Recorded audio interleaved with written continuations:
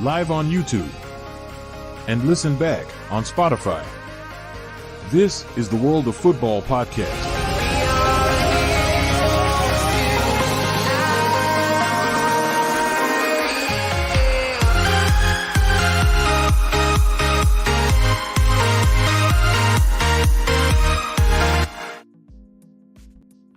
Good evening. Welcome back to World of Football podcast. What a weekend it's been. I mean, we had a Premier League weekend like it was Boxing Day 1963 all over again. And to top the cherry on the cake, and Reece wants to talk about him later on because this man has actually got something nailed on the head in a way. We actually won an away game against Watford. And to add on top of it, it is the first time in a year and 4 months I've actually seen us win away. That's just ridiculous. Anyway, let's welcome the other two in. Reece, how you doing, mate? I'm not too bad, thanks. I'm here for another show of The Price is Right. It cost me nothing, but it was worth $1 million. I'm good, thanks. Here for another show. It's gonna be good fun. We'll see how we get on tonight. So much to get through, and the funniest thing of all time happened today, and I really don't know how to respond to it. It's just humor, but yeah, we won't spoil it. If you've seen the thumbnail, you'll definitely get a good a run of this. But we're in for a madness tonight, so let's get on with it. Julio Lashy, how are you doing, mate? Oh mate, no one cares about that. Let's just go straight into the show. Let's just get into it. And let's get into it. If anyone's seen the thumbnail, something big's happened today. Old Colin's back. Reece coming into Aberdeen, Mr. Neil Warnock, the legend himself, the Tinker Man, saying that he's also Aberdeen's first ever English manager as well in their entire existence, which is an absolutely mad stat to think about. Mm-hmm.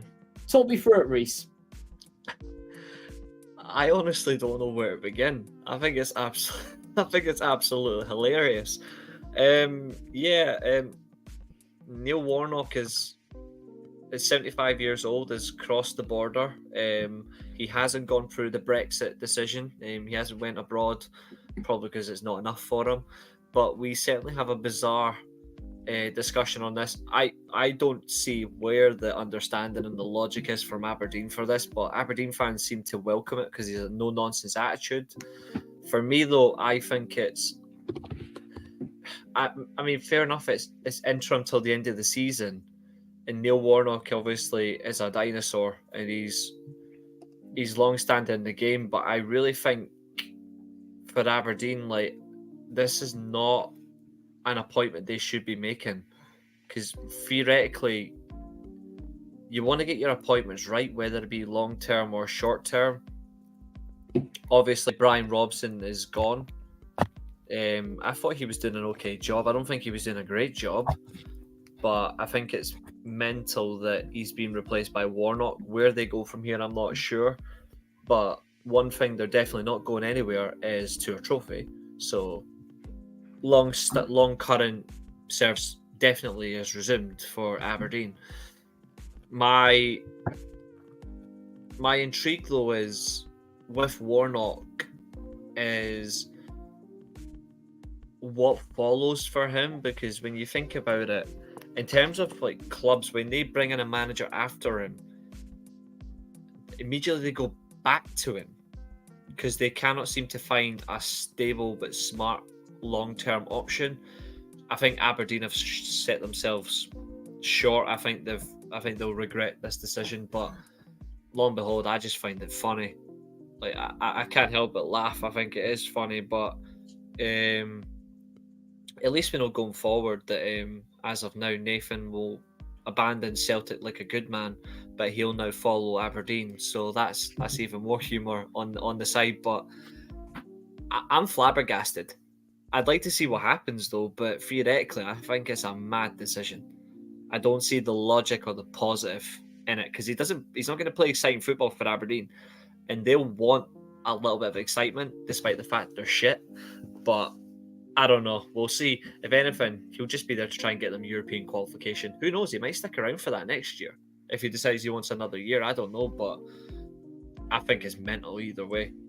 The thing is, that's the one thing that I would pay to see, because throughout Warnock's career, and correct me if I'm wrong on this, first of all, Neil Warnock has never not managed in the English setup.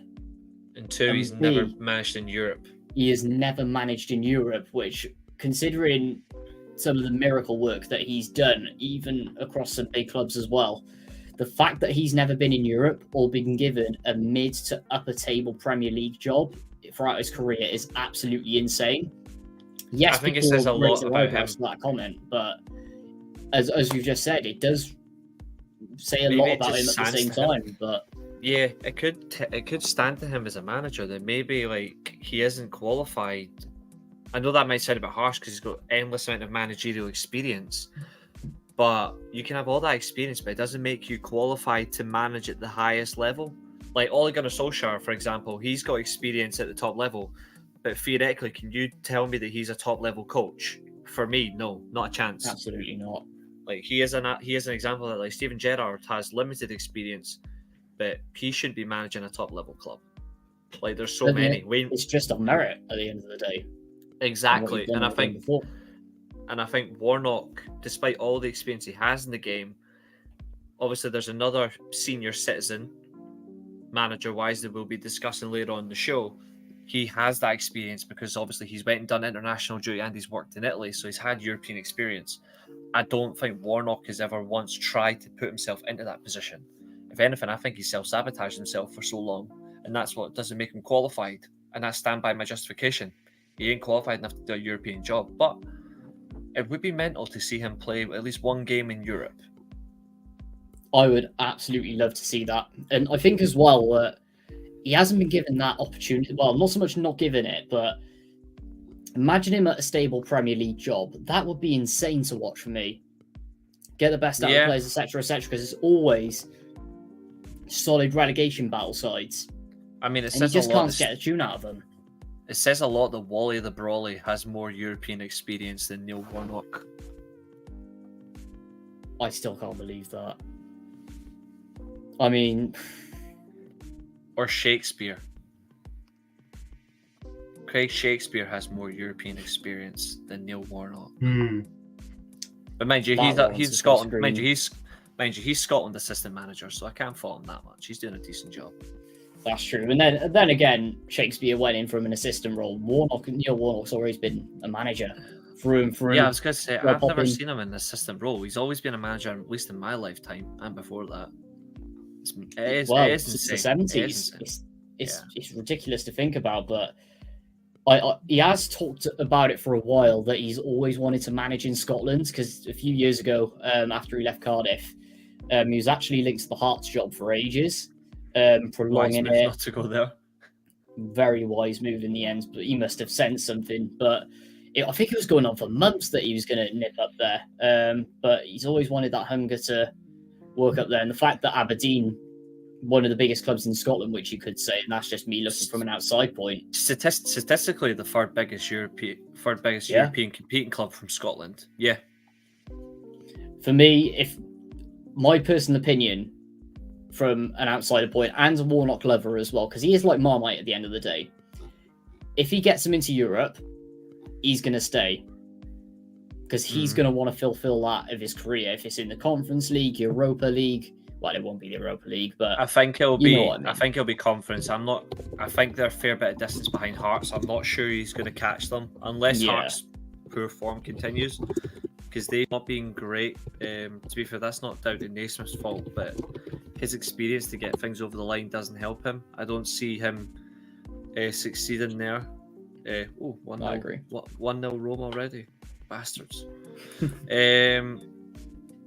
He's reiterated that again as well. His videos on Sky Sports app. I've always wanted to manage in Scotland. He's reiterated that again today in his presser. See if I can find what I'm looking for. Where is it? Not that one. There we go, because obviously Rangers pumped Livingston at the weekend, so I can just use that game. Yeah, they're 20 points off Hearts. They're not catching them. Hearts are 12 points clear of Kilmarnock as well. Like, feasibly, they could catch St Mirren catch them in or Kilmarnock and force their way in, but that's a big ask. And obviously the split's coming up in 14 games, so they need to get that right. Top of the table clash though is absolutely entertaining. But yeah, 100%. there's a massive gap. If he makes that, fair play on, but that's a big ask. Yeah, that reiterates it further why I think he will stay. But aside from that, Julio, what's your thoughts on it? I've been doing some research just now whilst Reece has mentioned obviously the point about experience and what the perception is and what kind of jobs he's getting, and it makes a very interesting read. There's only on 3 occasions of his 8 promotions, there's only 3 occasions he's taken a team to the Premier League, with another, and then a 4th occasion he's managed, which was that short spell under Parish at Palace. In those seasons in the Premier League, Sheffield United, they got relegated that season. Controversially. Controversially, yeah. Took QPR up, was gone early January. Because they were shite. And obviously QPR at the time were going through a different direction. New ownership, they just wanted to bring a lot of big name players in. It was quite obvious. Then 3-4 months at Palace. Literally only got the job because Pulis left because he wasn't happy with the recruitment. Parish was demanding they get Zaha. Pulis was like, I don't want any of that. I think he made it to about Christmas, got sacked. Pardew came in and then came up with Cardiff, got relegated obviously with Cardiff, which shows that you could argue maybe with the tools he had, maybe there wasn't enough to fight relegation in those teams. But when you look at what Pardew did with Palace at the end of for the rest of that season, and then a year later, and then you look at the Mark Hughes was able to keep QPR up. I know there was a lot of investment that January. You saw Cisse and Zamora come in up front, for instance. I think it's a difference of management as well. I don't think he is strong enough at getting a point across. Yeah, so I think it comes down to the fact that you can be so good with the Championship, but then you get to the Premier League, it's a whole different kettle of fish. I also think as well, another thing that goes against him is Nathan won't like me saying this, but it's true. He is a massive cunt. Like, not Nathan, but Warnock is a massive cunt, especially in a press conference. And some of the stuff he says, whether he thinks he's being funny or not, is true. Like the foreign comments he makes about like players out with Europe and all that. Like when Brexit was coming in, no wonder clubs didn't want him, because I was like, yeah, you can be speaking theoretically, you could be speaking the truth, you could be speaking facts, but there's a time and a place, and there's also a manner of how you come across, and he comes across as a massive cunt, and I wouldn't employ him. Like, if I was a manager, it's the perception thing again. At the end of the day, you could say it's his character as well, couldn't you? Yeah, it could be, but it's also like mind games. At that point, though, there was no need for him to make that comment. Like, oh, foreigners. I'm like, you're no Bill Shankly, mate. Like, I think he thinks he's bigger than what he is. You know what I mean? I think he thinks he's a different level, and I'm like, dude, you suck. Like, there's, I think fair play him for getting a job like this, but I also think, like, as a person, I get it, he's very old school, and that's admirable, but it's one thing I love about him personally. There's been old school, and then there's been old school but understanding, and he's definitely not the latter. That's why I don't think he will ever get a top job. Which like, when you get to Premier League, club he's ever managed. Yeah, I was gonna say, when you get to Premier League, it's a whole different kettle of fish with the profile of players. It's no coincidence that in transfer windows where he signed a lot of Championship players, like at Cardiff when they got promoted, they put up a good fight because they responded well to his methods. But when you're in the Premier League and you're signing, for example, players from other places, they won't take too kindly to that and they won't work well. Do you know what I mean? So I just think that, like, before Tony Fernandez put the money into QPR, a lot of the signings they were making were the likes of Anton Ferdinand, Danny Gabidon, all these like Really crap mid-table players. or just Premier League rejects. Do you know what I mean? Like just that kind of. And they They were played in crap. the Premier League before, and they can respond to my methods. But then when January comes around, and then they're signing the likes of, Bobby Zamora, Djibril Cisse, Tai Taiwo, they're not going to respond to him. So I think that I like Warnock, but I just think there's only so far his level is. And there are obviously managers we've seen at different levels. Like Potter I don't think would handle a big job. And I think Warnock is like that with Premier League jobs. This is why, if you're going for older and experienced managers, this is why the Premier League clubs will always look at Hodgson and Sam Allardyce specifically. Because yes, Allardyce is a prick as well, but his methods work, and he has and he has that experience of staying in the top clubs for a reason, because he gets it consistently.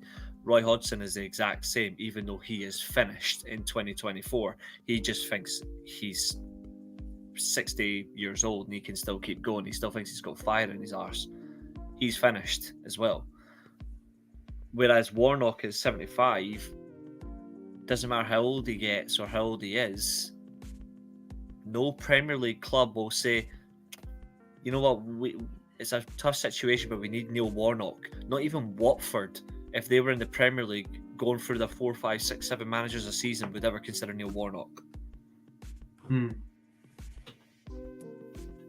At the end of the day, it is February, so him getting a job at this point isn't surprising. I mean, Reece, if I'm being honest, when Reece put in the group chat today about Aberdeen, I was like, what are you talking about? And he put the screenshot of the announcement. I was like, I saw that on Twitter. I thought that was a joke. Honest to God, I thought someone was making a joke. Like, come on, get this man in. I thought it was like a joke. I do whenever someone sacks a manager, that I always make the joke of Big Sam. But then this was serious. I can only hope that, he does all right at Aberdeen. If they get European football, he sticks around, and it would be nice just to see him achieve something he's not achieved before, like being in Europe. Whether they get out of the groups or not is another story. Not gonna lie, I'll laugh if he sticks around another year and he wins a trophy, because then it's something that Michael Beale couldn't even do. To be fair, I'll laugh. I wouldn't even be surprised. Because that when Warnock has a job he loves and really presses for it, he always seems to win at least something.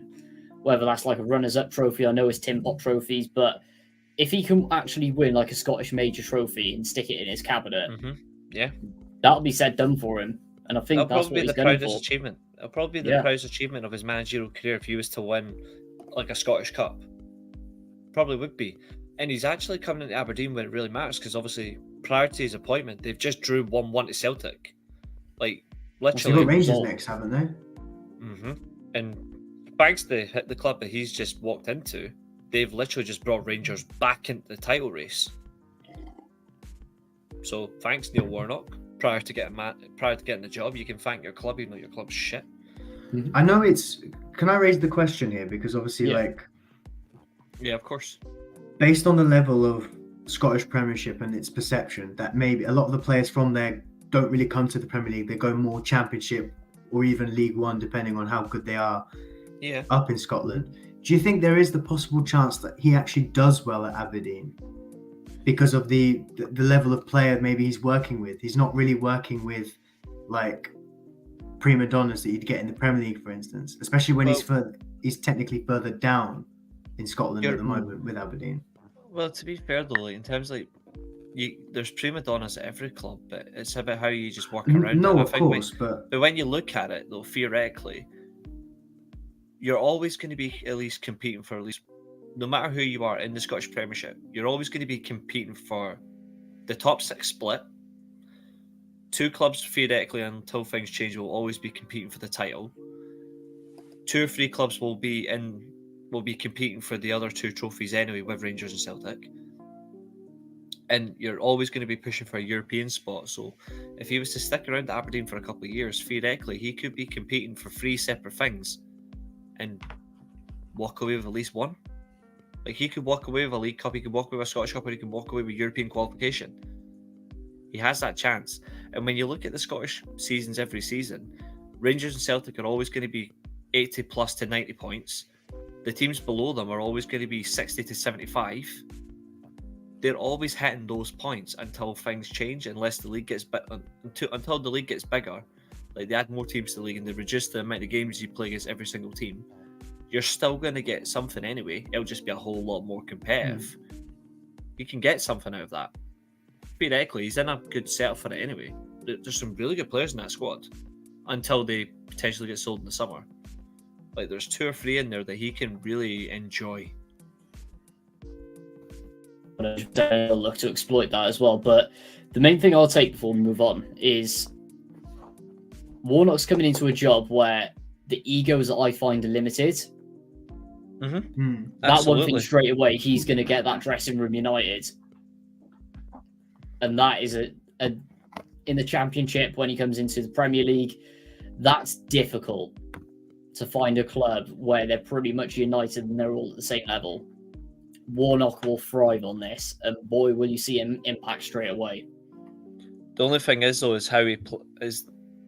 It'll be the interesting of the system that he chooses, though. But like, his first 2 games are Rangers away, then Bonnyrigg at home in the cup, in the Scottish Cup 5th round. So, an 8 o'clock kickoff tomorrow at Ibrox. It's no big deal. But then a 3 o'clock at Pittodrie. So it's literally a good break and good bit of time. 9 games left though of the first split. The second split is coming up. Like, the split's coming up very soon. So if he wants to get in that top 6, he needs to win nearly every single game, or get points in every game. Until then, between matchday 25 and 33, he's got a chance. But we'll see. But when you look at it though, there's a fair bit. I mean, Aberdeen were 3rd last year, but they had a little bit of a drop off. Hearts have just capitalised a little bit. But fun enough, it's 10 years on from when they last won a trophy. So it is going to be important. Will they do it? I'm not sure, but I do hope he sticks around though, for one reason. Dundee United coming back up next year will be really good. Obviously, Aberdeen versus Dundee United's another derby, besides obviously Rangers and Celtic for Aberdeen as well. Obviously, those big derbies, it'll definitely be key. And when I look at some of these players though that he's going to be managing, the likes of Duke, Miofsky, like, quality. He does have a Palace player there. Johnny Hayes will be interesting for him as well, like a hard-working winger. He likes that. It's a fairly decent squad. And then obviously he's got Graham Shinney as well that he knew from the Championship, like, playing against him. So he's got a very reliable captain. And even then, with some of the free agents that are around at the moment, he's going to use his Championship phone book incredibly well. And it's a 20k stadium as well. Like, it's a done up Pittodrie, but it's over 20,000. Yeah, he's going to get such a good, like, that enclosed atmosphere. It's small, but like, on it. Yeah, it's small, but it's big. Like, the biggest atmosphere he's going to manage at in his lifetime is tomorrow. Like, imagine that, like, up until like, he didn't get to manage at Celtic Park, but he will if he gets through the split. The biggest atmosphere he's got between now and the end of the season, depending on what happens in the Scottish Cup, if they go distance, he could manage a full Hampden, or he could manage either one of the Glasgow clubs, bar Ibrox. He's going to absolutely enjoy those crowds. He's going to love the Ibrox tomorrow, even when they lose. I can't wait to see that pre-match, post-match interview. 100%. There's no way they're winning that though. I think he's got a chance of getting a draw, but there's no way they're beating Rangers tomorrow anyway. Not pure bias, just Rangers in just such strong form. I agree. Anyway, I'm eager to see how it goes though. 100%. By the way, welcome in, Heather. Hope you're doing well. Moving swiftly on. This is just hilarious. What an absolute calamity this club is. I'm going to start with you, Julio. I'm seeing a lot on Twitter, and of course, Josh, Chelsea fan, who we all know well, he really wants Poch out. The thing that I will say is I don't think the majority of the blame needs to go on Mauricio Pochettino. Biggest example I will give is if you look at the squads that they used to play Wolves. First of all, I don't see where the absolute outstanding quality is. Because for me, Wolves have a stronger squad, a more balanced squad, and just a bit more flair and quality there. Yet when you look at the way Chelsea set up, no balance in midfield. You just have two defensive midfielders and then Conor Gallagher. You play with two central attacking midfielders, one behind each other with Nkunku up front, which has been proven not to work. Sterling and Palmer, I mean, Cole Palmer's basically carrying them at the moment. Yeah, Sterling is just so inconsistent, it's unbelievable, and he's dropped off massively. And then aside from that, there's just nothing there. What's your thoughts on it, Julio? Because for me, at the end of the day, Poch needs time to implement it. He hasn't brought in the players that he needs. And I think it's just a complete and utter disaster class for him. All down to the recruitment. Yeah, exactly. I think, listen, Poch isn't blameless. Do you know what I mean? He will obviously have his fair share of the blame. But what I have said is before, in the last year, there's been a mass, like, complete, like, just a whole change, like, conveyor belt of players going and coming in. You had a bunch of players come in last January that were just trying to get used to the new surroundings, okay? Then you get a bunch of the old guard go and a new bunch of players come in. So now you've got, in 6 months, you've got about, 15, 20 players all, like, signed in the previous 18 months who haven't been used to the gaff. And it's all just a mess. Now what you've got is you've got 20, 25 individuals trying to be thrown onto the pitch at the same time. And that's it. What you've got is you had yesterday, you had 11 individuals trying to play together, trying to hope for the best. Literally, when it's like you say, you've got Caicedo and Fernandes, who I think would work under the right circumstances. But then you've got Conor Gallagher operating ahead of them. You've got Nkunku as a striker, almost as a striker. It honestly looks like some of these are thrown together like, oh, Nkunku scored this week. Let's hope he can do the business up front. Oh, let's do this, or let's throw these guys in. And I just think when it's like you said with Wolves as well, Wolves, you already knew what you're going to get with Wolves. You knew there was going to be a nice, stable setup. Chelsea don't have that at the moment, on and off the pitch. Having all this money thrown into different players, it's almost like they've gone to a short list. Like, I think they've gone indecisive. Like, we need a striker. Who do we get? Or we need a midfielder. Well, he's all right. This is also another name. Oh, it doesn't matter what if one screws up and one doesn't? Oh, well, it doesn't matter. We'll just sign both of them and hope for the best. Surely one of them's going to be a hit, right? So, yeah. I think the system's the problem as well. I think when you look at it, in that respect, is when you look at the way they play. You mentioned the midfield three. That only works if you drop one of them and you just play a two. I don't think that squad is good enough to play four at the back. They've been so used to playing three at the back for so long. I think theoretically Pochettino has to make that bold decision. Even under Lampard. Yeah, at the end of the day, when you look at Chelsea over the last 10 years, what formation do you first think of? Consistently, they've played a back three for years, because after Mourinho left, they went to managers who just played the back three, and they stuck with it. I think that's the only choice they have, and I think you have to drop one. I think Gallagher's played too well for him to be dropped. I don't think Gallagher's a good player at all, but he has consistently played well for Chelsea. I don't think Caicedo's been good enough in any game he's played. I think they have to play. Yeah. I think they need to. I think theoretically they should drop Caicedo and they should play Gallagher and Enzo Fernandez. Enzo Fernandez can sit about, pass it. Gallagher can run around, be a more box-to-box energy player, and then you just flank them with either two wide players or two 10s, and then you can play your striker, and then you just have a stable back three, and you've got two wing backs, Reece James and I don't know, Chilwell or whoever plays out there. Like, they have options there. But I'll tell you what doesn't help as well with Chelsea is when you look at the game they played against Wolves, is how exposed Axel Disasi was with no midfield cover. He was so exposed without any help. That's why I think they need to play in a back three. Carry on, Julio. Completely agree. What I was saying was, because it's very interesting that you bring up the fact of how Chelsea have been playing the last few years. I think... Where'd he go? Vanished. Fair enough. He'll be back shortly. Yeah, basically, like with obviously Conte, they had 3 at the back. That worked, and players they signed with that were like Rudiger were players specialized, and Christensen they brought back from loan specialized for that system. Then you had Sarri come in who operated with the 4, but that defense was never solid under Sarri. We all know this. When you had David Luiz and Rudiger as a centre back partnership, and Alonso as a left back, or Emerson, who were both actual wing backs, they were always getting exposed, and the same under Lampard as well.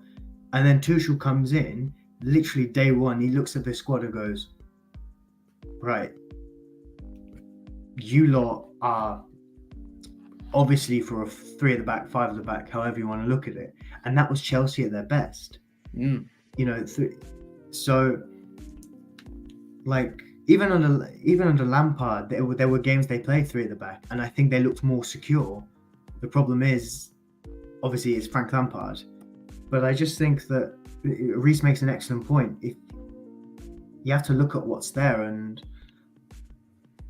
the players are best in a back 3. Pochettino has played a back 3 before under when he was with Spurs. I think a lot of the times he used it in the bigger games, you know, against the likes of Man City, for instance, or Liverpool. Obviously, depending on what the situation was at the time. Yeah. But I just think that a lot of the players there, they are suited for a back 3 or a back 5, however you want to look at it, because they've been doing it for years now. I think they were doing the same under Potter as well. Am I right in saying? Most of the time they were, yeah. Yeah, because it would change. I knew he played back 4 sometimes. I wasn't sure if he changed it to the back 3, similar to what he had at Brighton. But like Mauricio Sarri and Frank Lampard were the only 2 managers to play a back 4 consistently. Obviously, Lampard flip-flopped sometimes in certain periods. After Mourinho, it was mostly just those 2 that were consistent. Even Sarri with that back 4 always looked shaky because the defenders he had at his disposal were Rudiger, David Luiz, Christensen, Gary Cahill, all of which are good in a back 3. Azpilicueta at right back was great as a right centre back. His left backs in Alonso and Emerson were wing backs. Yeah. So that defense was never solid for a back 4. So I just think then, some of the names that you've read out there as well, just there's no solidity with it. They were so error prone as well at the same time. Like Christensen for me is not a centre half unless you play him in a back 3. Otherwise, for like on international duty, he plays in holding midfield, which I think he'd be really good in certain systems where the holding midfielder would drop in between the 2 centre backs in the back 4. He operates almost similarly in a back 3. And you don't play David Luiz as a centre back in a back 4 because then you'll be committing war crimes. Yeah, it's exactly the same with Luiz. He's either back 3 or you play him in holding midfield, which I think Benitez did when he had that 6 months at Chelsea, and it worked. Rudiger was the same. Rudiger can play in a back 4. He's more comfortable in a back 3 because it gives him the chance to just bomb forward. Yeah, literally, he was brought in by Conte in that back 3, and whilst he's done all right, I suppose, at Real Madrid, but a lot of what he's done at Chelsea, when he was brought back into the forward, it was in a back 3. So I think really, if Chelsea want to be successful going forward, they probably have to operate a back 3. Exactly. But yeah, at the end of the day, it's just a mess at Chelsea. Would sacking Poch be the answer? I don't think so, personally. I don't think it's the answer. For me, at the moment, if they get rid of Poch now, I think it's going to cause more harm than good. Because at the end of the day, you're not going to, just like we saw last season with getting rid of Potter, which I think they just demanded something too quick with how bad that transfer window was. If you do that again with Pochettino, who's going to realistically want to work under Todd Bowley? Because you're not going to be back with time. You're not going to have your particular signings in the transfer window. You're going to be expected to play a certain way, and then you've got too much pressure on your back. I think it'd be a disaster for him. If he gets sacked by PSG, realistically, I could see it being Luis Enrique. That's an interesting shout. Again, it makes no difference who it is. Like, I think problem with that Chelsea squad as well, and as I agree with what Hella said as well, like the amount of players that are on so many long contracts because obviously they worked around amortization and again clever. Again, all those contracts, you're expecting those players to develop and be consistent. You look at those players and they won't. They generally will not. To add to it as well, most of them were on the bench. Mm-hmm. They're not even That's able all to they've get into the got. sides. For example, Micaiah Mudryk. There's a lot of them, and they're all doing terrible. Their whole Yeah. squad is filled with that now. There aren't any long-standing players anymore. They are in their. They have now reincarnated Liverpool 2010 to 2012. Like Jesus Christ. they've Just with more reincarnated money. that to their own. With more money, yeah. Like they've reincarnated that. Doesn't make them a bad team, but the core squad is just bad.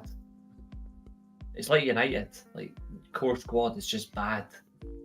Like the difference between Chelsea and Man United is we can at least get the players out. It's going to be harder, but theoretically we can still get them out. Chelsea, if you want to get certain players out, you'll need to spend big because the length of their contract they're on. Chelsea will not let go cheaply. They will not want to make a loss on a player's like 2 years and an 8-year contract. That is really bad business. And they'll regret this. We've said before, 100%. a transfer ban would help this team. I mean, look at what happened to the Lampard's first season. A time machine would help Chelsea right now. Let's go back to when they appointed Lampard. Was that the mistake? No. The second time, yes, because they should have just not bothered. Or the interim period? Yeah, well that doesn't no. count. The first time, no, because when you think about it, despite the 4-0 thrashing on the opening day, when they lost to United, they actually had a style of play from the off, whether it be in a back four or a back three. They actually had a style of play. The problem is they spent too much money after that because obviously the ban was up. But also Lampard made stupid comments about those youth players, and after that he was like, "Oh, these players helped me to get to the Champions League." Then after that, he completely said, "By this academy isn't good enough," even though these players got you to where you should be theoretically. So he owes his career to that. But in a nutshell, I don't think Lampard was bad at Chelsea in the first spell. His inexperience showed, but if anything, I don't think they were bad under him. If anything, he gave a lot of good players a chance. Gave them careers. Yeah. It's just that what followed did not help. They got the right follow-up manager. Tuchel was right to take over, but they bailed on him far too quickly. Even though he is quite a direct. He's quite confrontational. Like I believe they at shouldn't have bailed Dortmund on and him. PSG, he's been sacked after being very confrontational to the board. But then again, this time Todd Bowley came in like the big bad wolf, wanting to spend all this money, and literally just because he wanted to just keep a lid on Bowley. Goodbye. The recruitment policy was literally who was available that summer. Like reading transfer news, seeing United being linked with Frankie de Jong, or Ronaldo wants to leave, or City want to buy Cucurella for like £50 million. That's literally what it was. If a manager knows theoretically what he wants, but his first target isn't good enough, but you've got competency to scout and get it right, then you can still do that. But they went so way overboard that even Tuchel was like, I'm sorry, what? No, what is this? Think about that. Obviously, 21/22 season, they came third. They didn't retain the Champions League, and they lost in 2 cup finals. But when you think of that Chelsea team, it felt so strong. There was one point where we were talking about Chelsea are going to challenge for the league. Tuchel was going to be this elite coach to eclipse maybe Klopp and Guardiola at the top a little bit. So how it changed so quickly within a few months when that season ended, the summer that followed, and Chelsea were just a shadow of themselves the year after, and then Tuchel lost his job, and then it all happened. It says a lot as well that when you think about it, like how reserved they were in defence, considering the fact Tuchel has played attacking football. I genuinely think he did that on purpose, where he's like, we are getting there. Like, we have to be more organised and resilient at first, and the chances will come, and then the goals will come. That defence was never stable before he went in. So he went in, saw what he had, and went, right, this is the formation that's going to make right with this team. Now, I'm not convinced with him buying at the moment, but that's not knocking him. What he was doing at Chelsea, that was a scary team. Now, I remember when they added Lukaku, and I was like, oh my God, this... It almost looked like final piece of the jigsaw at that point, right? I fell into the trap, right? Leave me alone. The point is, there was still obviously a lot more that needed doing, but what he had there, it was evidence. Very strong, and it just needed a bit more, and he didn't get that. It was going to work. I think it was going to work for him, but they really were like, nah, this guy's too much of a man. We need a boy in charge.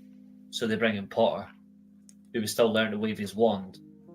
And now they've got Pochettino, who still owes me a floppuccino from Costa. Like, he's still not going anywhere. So I think he's a good manager, but he's way out of his depth. Chelsea should never have sacked Tuchel. I agree. Even though, like, I know Josh wanted him gone, but if Thomas Tuchel became the Man United manager tomorrow, despite his confrontational status, I would still take him. I was about to ask that. Would you take him? Because one thing I've always said, obviously, is I like a manager that's confrontational. That's a manager that stands by his beliefs. He's prideful, but he still does his job. Why would you not? These are the people that don't want managers like Simeone. What, you don't want a manager who's got balls? I want a manager who's got the balls to tell their squad to go fuck themselves because they're not good enough. It's all about perception. Like, people think Simeone plays crap football. I mean, the one thing I've always said, like, obviously during that period we had Ranić as interim, and obviously it looked like he was going to go upstairs. I always said that, like, with managerial appointments, each one was different to the one before. If Ranić came in and went... You want a manager who plays pretty football. I want a manager that wants to win, but you get good football on the side. But not just that, but a new manager would come into United to a squad that's been made by someone who was into something completely different. Like the jump from Van Gaal to Mourinho to Solskjaer. It must be consistent all the way through. Yeah, and I was saying that if Ranić turned around and went, right, we're going to go Hasenhüttl for 2 years, then Tuchel for like 3 or 4 years, then Nagelsmann for a few years, I would have understood that a little bit. Because, Ranić...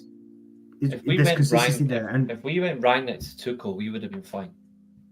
Oh, easily. Do you remember there was that? Do you remember there was that like, report somewhere that's saying, like, because of the Chelsea sales situation, if Ranić approached for Tuchel might have considered it. I think Tuchel will still be considered for the Man United job in the summer if Ten Hag isn't sacked. And yeah, people might not like it, but I get he won't play a back three with United. He'll play a back four, but you'll see something mad for United, and it won't take 16 years to implement a style of play under Tuchel. Can I ask you 2 questions, Reece, then, on Tuchel? Because you're more clued up on him than I am. The first one would be, like, there isn't this perception that he plays attacking football to a lot of people. Mm-hmm. So could you go into a little bit more? I know there's obviously like YouTube videos and stuff describing that, but could you go into a little bit about that? And the other question is, if he came into United... Actually, no, 3 questions now. If he came into United, what do you think would happen? And then what's happening with him at Bayern then right now? Okay, so third one is with Bayern. Bayern still want a top manager in his prime, but they want a manager who can both manage the workload, but also manage the expectation of the club, like what Hansi Flick is. Hansi Flick's another good appointment for Man United. Man United wanted him, but they want a certain style of play that's actually going to effectively live up to Bayern's style. The problem is though that because he's so headstrong, there's certain players who are good enough and they are genuinely good enough for Bayern, but they're not living up to that. So I think, is Harry Kane good enough for Bayern Munich? On a goals perception, yes, but on a whole all-round basis, is he realistically? Maybe not. Jamal Musiala and Josia Kimmich are good enough for Bayern Munich. They've shown it. But again, there could be other issues with him where Thomas Tuchel might think maybe you're just not doing a little bit extra that I need you to do to fulfill it. But again, that comes with every job. I think there's times where Tuchel really just needs to just get his head leveled a little bit, because he'll realise maybe he's also wrong at times, and it's his perception that can also kill him. It did at Dortmund as well, PSG, where he was still doing good jobs, but his decisions he was making was coming back to haunt him, and that's another thing where he's more instinct than anything else. What will United get? Well, you'll get a manager that's very good at winning domestic trophies consistently. He is like, one thing that he was really good at clubs he's been at, bar Bayern, because obviously Harry Kane joined and they went out of the cup early, is he is generally good at winning cup competitions. So besides league format, at least he'll get United in a cup win environment where it's fight for our lives. Like, we're going to play good football, but we have to win, so we're going to go and win. So United will get that hunger for trophies again that will take them to that level. If Tuchel isn't the manager to win the league, he'll at least give United the benchmark to say, we've won all these cups now. He'll build some kind of foundation. Exactly. And then what will United get? You'll get a manager who will have a team that will look to create excessive amount of chances, will look to dominate the ball, either be in the middle or out wide. We're going to press teams very heavy, but it's not just about from the back, but it's at breakneck speed if we go over the line. If you put that right system consistently in place, you're going to get it. And for me, his best system is a 4-2-3-1. I think he's good enough with a 4-3-3. I think he's good enough with a 3-4-3. But I think if you put him gun to his head, he's going to play a 4-2-3-1. And he's going to have a very competent technical midfield with a defence that is capable of soaking up pressure, but punishing you back, and are very technical with the ball. And you'll have a striker who will feed off a number 10 and two wide players that will want to play the ball to him. And he always gets the balance right between his defensive midfielder and his number 8. He always gets that dynamic right. He's got a sixth sense when it comes to that 6, 8, 10. I've never seen a team that he's managed where the 6, 8, and the 10's wrong. It's around it. It's been the issue. He always gets that bit right. So I think that's good for United. You'll get a consistent midfield that's hard-working, penetrative, creative, and will create chances, or will feed it to the wide players who will feed into the box for the striker. 100%. And experience as well as a manager. He's got wealth of experience. I mean, that's what is going to benefit him moving forwards. That's interesting. Very interesting. But speaking about managers on the brink, this is a bit of an intro. I take Flick though. If it's German managers, Flicker and Nagelsmann would be my top two, but I would never say no to Thomas Tuchel. I rate Thomas Tuchel. I don't know why people don't rate the guy. 3-back match and all that. But yeah, never underestimate a back three. That's all I'll say, because it can work at any club. But I saw this earlier, and I was a bit intrigued by it. So Steve Parish, owner of chairman, etc., of Crystal Palace, comes out and says that he wants to sack Roy Hodgson. AKA, why would you make that public for this statement? That's just ridiculous and disrespectful. So has he actually made that public? Sorry, this is the Apparently, first yes, I'm he hearing has. about a public statement. Yes, that he wants to sack Roy Hodgson. However, he can't at the moment because he doesn't have a full replacement lined up. And it doesn't seem like he's able to find one. So, if you sack Roy now, are you putting yourself into stability? Oh, Man City have just scored because I can hear the clowns. Oh, sorry, I meant parents celebrate. Yeah, they just scored. Job. You had one job, Brentford. We'll hand it. I was going to say, is the Undertaker playing? No idea. I'll check. Let's hope he comes into the fold. But Nathan, continue. Very nicely placed with the fold on that one, but Well, it was Mopin that scored. Foden equalised on the stroke at half time. So yeah, Tony's playing. What's even worse? So is Regulon. It was Mark Flecken that got the assist for Neil Maupay. Oh, another player that's got more assists in the league than Anthony this season. And more assists than Andre Onana, who's supposed to be good at distributing. Oh my god.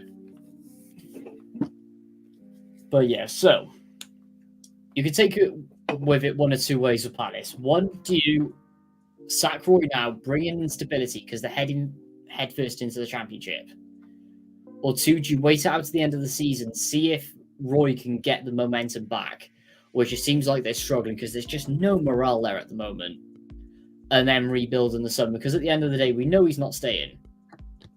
We know that Parish is going to go for the rebuild again, but are we going to see it where he went for Patrick Vieira? He's gone through this cycle of managers. We won't mention Frank de Boer with how terrible he was. But has he lost his voodoo there? I'm going to start with you, Reece. I'm not actually sure, but I did say before we went live that I had both a biased and an unbiased point of view towards sacking Hodgson. So I'm going to start with the unbiased side first. The unbiased side is, for me personally, I don't think he should sack Roy Hodgson in that way, because I think when you look at experience and importance of this squad, if you sack him now, I don't think they have an idea of where to go next. Mm-hmm. I think that's an issue that Parish has, where he doesn't particularly know any options in European football. The only reason I think he chose Patrick Vieira, obviously, is Patrick Vieira's wealth of experience in the Premier League as a player, and I think that is why he chose Vieira. I don't think it's because Vieira was up and coming. I think it's purely that Vieira has that experience of, well, he's in the Premier League, he knows it really well, and he did okay in France, so I'll bring him in. With Hodgson, he's always been ever reliant. Frank de Boer just got it horribly wrong straight away. He got it horribly wrong when theoretically he shouldn't have done. He tried to make it so easy straight away, and I was like, you shouldn't be trying to do that. You should be trying to embed yourself, not force things straight away. You should, if you're going to embed things, like over 5-6 games is smart, but not like, oh, we're going to play this from day one. We need to work our way into it. And I think he got that a little bit wrong. But the biased point of view of why I think why they do need to sack him though is because Hodgson, as I said earlier on, Hodgson in 2024 is finished. Yeah. The problem is, I don't think they know which way they want to go. There were so many players who've got potential to be at European clubs, like Eze, Elise have obviously been linked to Manchester City, they've been linked to Chelsea, they've been linked to Man United. These are players who are on the cusp of going somewhere bigger because they deserve to be. My concern though is, do they know what fits them? And theoretically, I don't think they do. You cannot ask them to go and get another, they shouldn't go back to managers. My only thing though is, do they know? It's just, do they know where they're going next? And that I don't think Palace do. I don't think they've got some quality there, but Eze and Elise are both going this summer. There's no way they hold on to both. I don't see them holding on to both. If they do, that's insane. But I don't think they will. That's But if they go back, the one thing they need to stop doing though is they need to stop going back to Hodgson when it gets hard. Because if that's what you do, you may as well just have multiple funerals every 2 years, because Hodgson will just keep going close to death row. He'll just keep going close to death every couple of years because he's coming back in. He should be sitting retired. He should just be sitting at home retired, eating some Weathers Originals, watching Countdown, and just chilling. He should, or watching Old Match of the Day. He should not be managing a football club at his age at all. He needs to just retire and stay retired. And every time he gets a phone call from Parish, say, sorry, I'm not coming back. That's it. Time for them to be a bit bolder. Time for them to be a little bit more intriguing with managerial appointments and get somebody who's actually competent. Because I don't think Patrick Vieira was competent anyway. I did like Vieira's first season, but I still don't think he's competent as a manager. But they've got options. There's options out there for them if they really want to do it, but I just don't know who they go for. They absolutely do have their options, and I think the thing is, we've seen it a lot, Julio, haven't we? Of Steve Parish playing it a bit too safe. And they could take Roberto Martinez at international football if they wanted to. They could, and the thing, they have the scope to do it with the players they have, how long they've been in the Premier League, etc., etc. You know, I could see like after the Euros this summer, it wouldn't surprise me if the next Crystal Palace manager is Gareth Southgate. And that actually, the weird thing is though, is it's not saying it's a downgrade for him going from England to Crystal Palace, but he knows that club really well because obviously he used to play for them. Yeah, and he is, even though he is a complete clown when it comes to the international selection, which I absolutely adore. He actually, one, Palace have shown they're willing to spend, and they will spend on players. I actually think Gareth Southgate could realistically do a decent job for Palace. He's not going to get them European football, but I could realistically see him being between 9th and 11th pretty much every season under him. They could theoretically do that. And they'll be organised, and they'll be organised in defence. And as much as we all hate Southgate on this panel, the one thing that he at least would do, he would get Palace organised, and they would create chances. Let's be real, they haven't created a lot of chances recently under Hodgson. They would create chances under Andy's so well versed in systems. Could you imagine that? You go to one game, you're playing a 3-4-3, and you're like, fuck, we can't break them down, but they're creating chances. And the next game, they're playing a 4-2-3-1. They blitz the team like 4-5-0, and you're like, what the fuck is this? Like, I think Palace would be in. So I'm not praising Southgate, but Palace under Southgate would be very intriguing, I have to admit. You wouldn't know what's coming. You wouldn't know what's coming. Like, this is not Southgate but Middlesbrough. Like, this is Southgate with experience this time. I think it'd be an interesting appointment. Yeah, especially if he leaves in the England in the summer as well. But Julio, what's your take on it? Look, I mean, the problem's the problem Parish has, obviously, you know, he'll come out obviously at the end of each manager tenure and be like, at the end of the day, you know, it's a results business, and obviously that's what it is. But I just think that don't do that accent again, mate. It's just like, oh mate, I'm just quoting him. Literally every time he's been interviewed after a manager's been sacked, you can see the moment where he's literally about to say the exact words. He said it he did a Harry Redknapp with the car window when he sacked Vieira, and he literally said, at the end of the day, it's a results-driven business.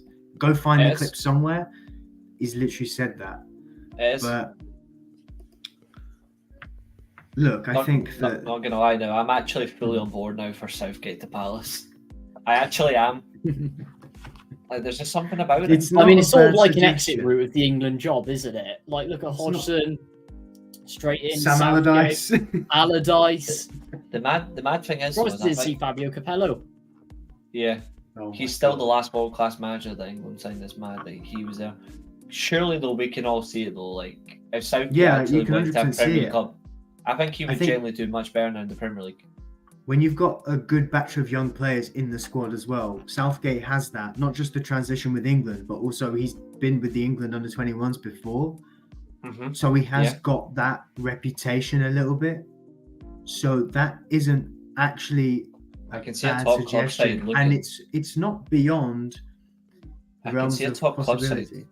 I can see a top club side generally coming in for Gareth Southgate, because the weird thing is, though, is he's been linked to Man United a few times. We're not going to take him, but he has been linked to several top Premier League jobs for a long time, and that's because of the work he's done with England. Yeah, he's got them to semi-finals and a final. Theoretically, they should have went one. Thank God they didn't. But you don't get to that without playing tournament football. And we mentioned about Tuchel winning domestic trophies and domestic cups and stuff. That's tournament football mentality. Like, Gareth Southgate has got a tournament football mentality. That would help Palace. Every game would be a fight. But there's some games where we're going to play some really good football. I'm actually going to look up, like, there's something about Gareth Southgate I actually want to know that I don't actually know about him. Just want to double check. He got Middlesbrough relegated. No, I knew Yeah, that. but then again, No. that Middlesbrough squad.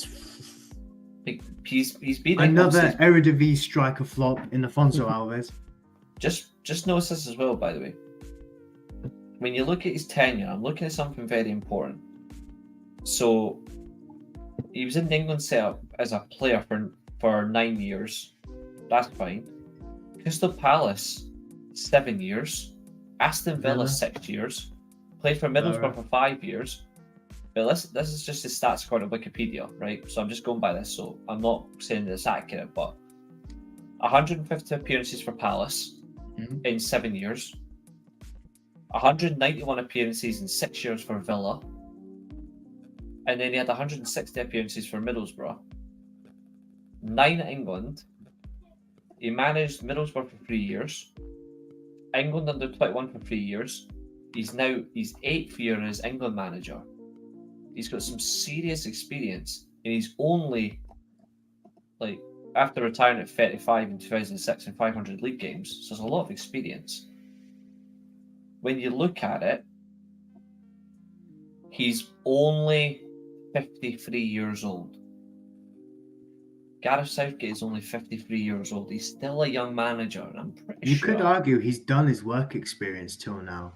And I think maybe if he is for a route back into club football, Gareth Northfence might be the one He's for only Palace to go in for. He's only 2 years older than Pochettino. Just remember that. He's 2 years older than Pochettino. And I'm pretty sure, age-wise... I was going to say, their managerial careers started at a very similar time. And if Southgate started before him, it would have been a couple of years, wouldn't it not? Mm-hmm. And he's a year younger than Eric Ten Hag. Which says a lot.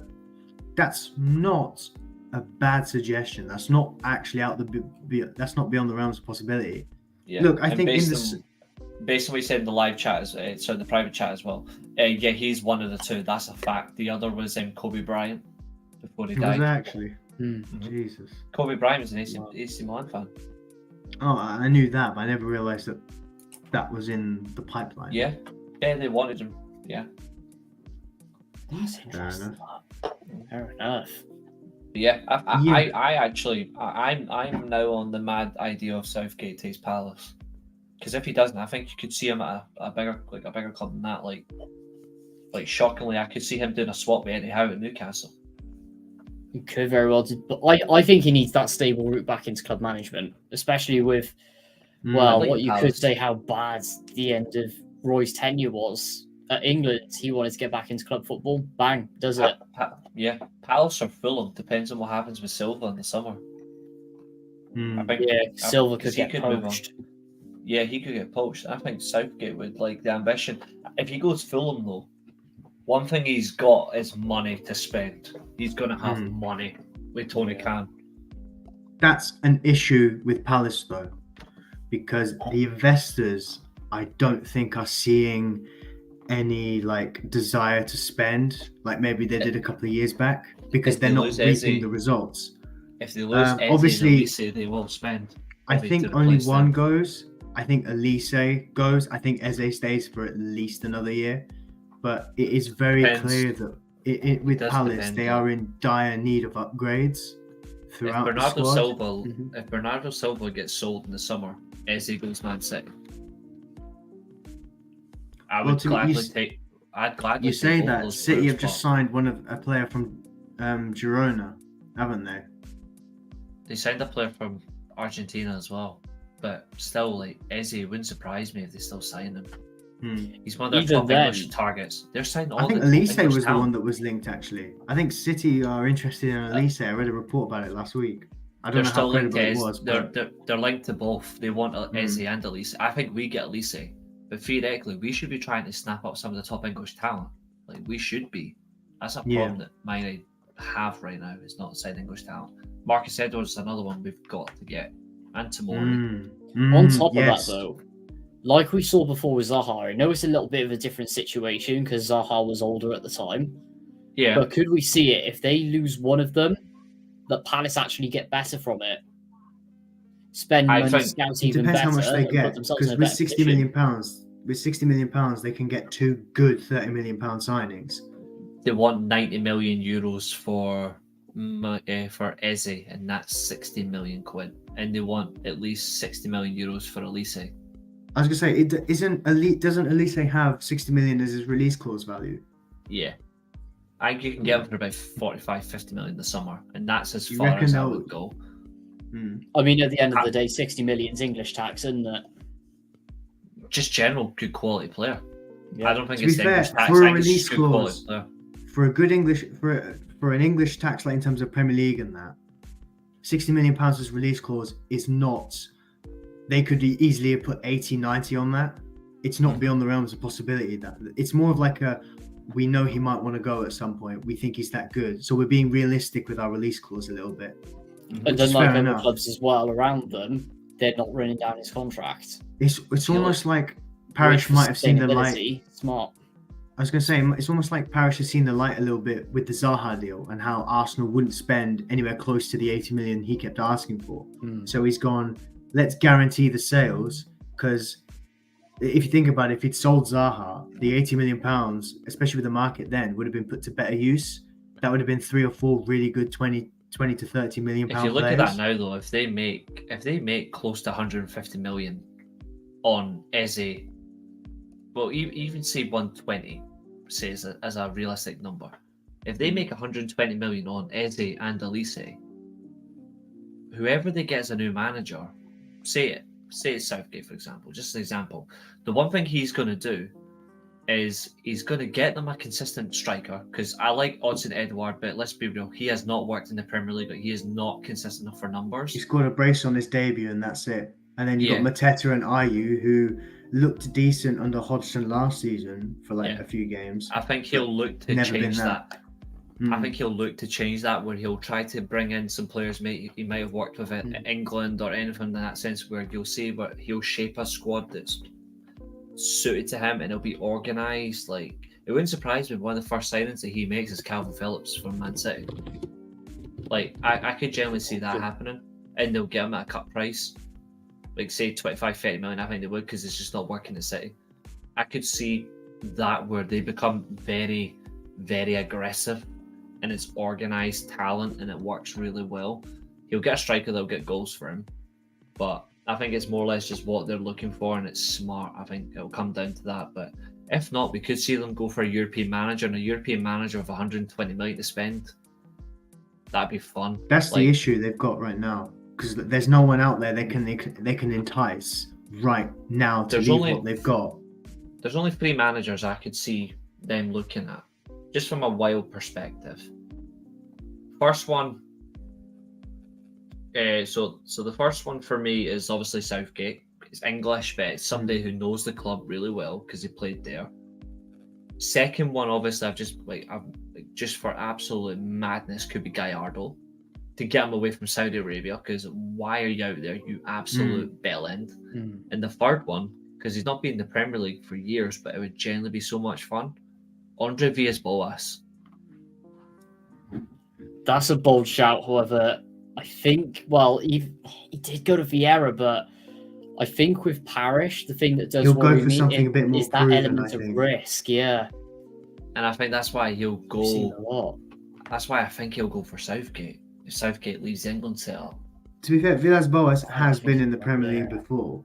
Just he didn't do With that well at Chelsea and had a good He first should've year done at better. Spurs, and then it went downhill. They just spent this because they spent on Pep.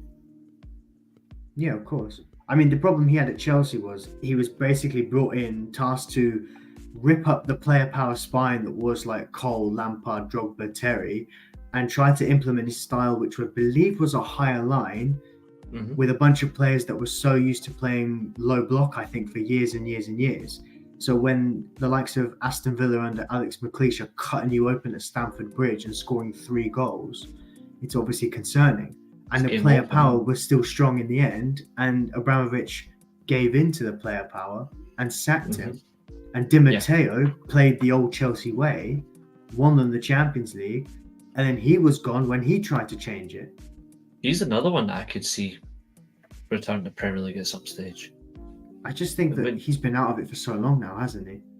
I just Like, thought just management in general. I just thought of another one, but I don't know if he's still managing. Gus Poyet.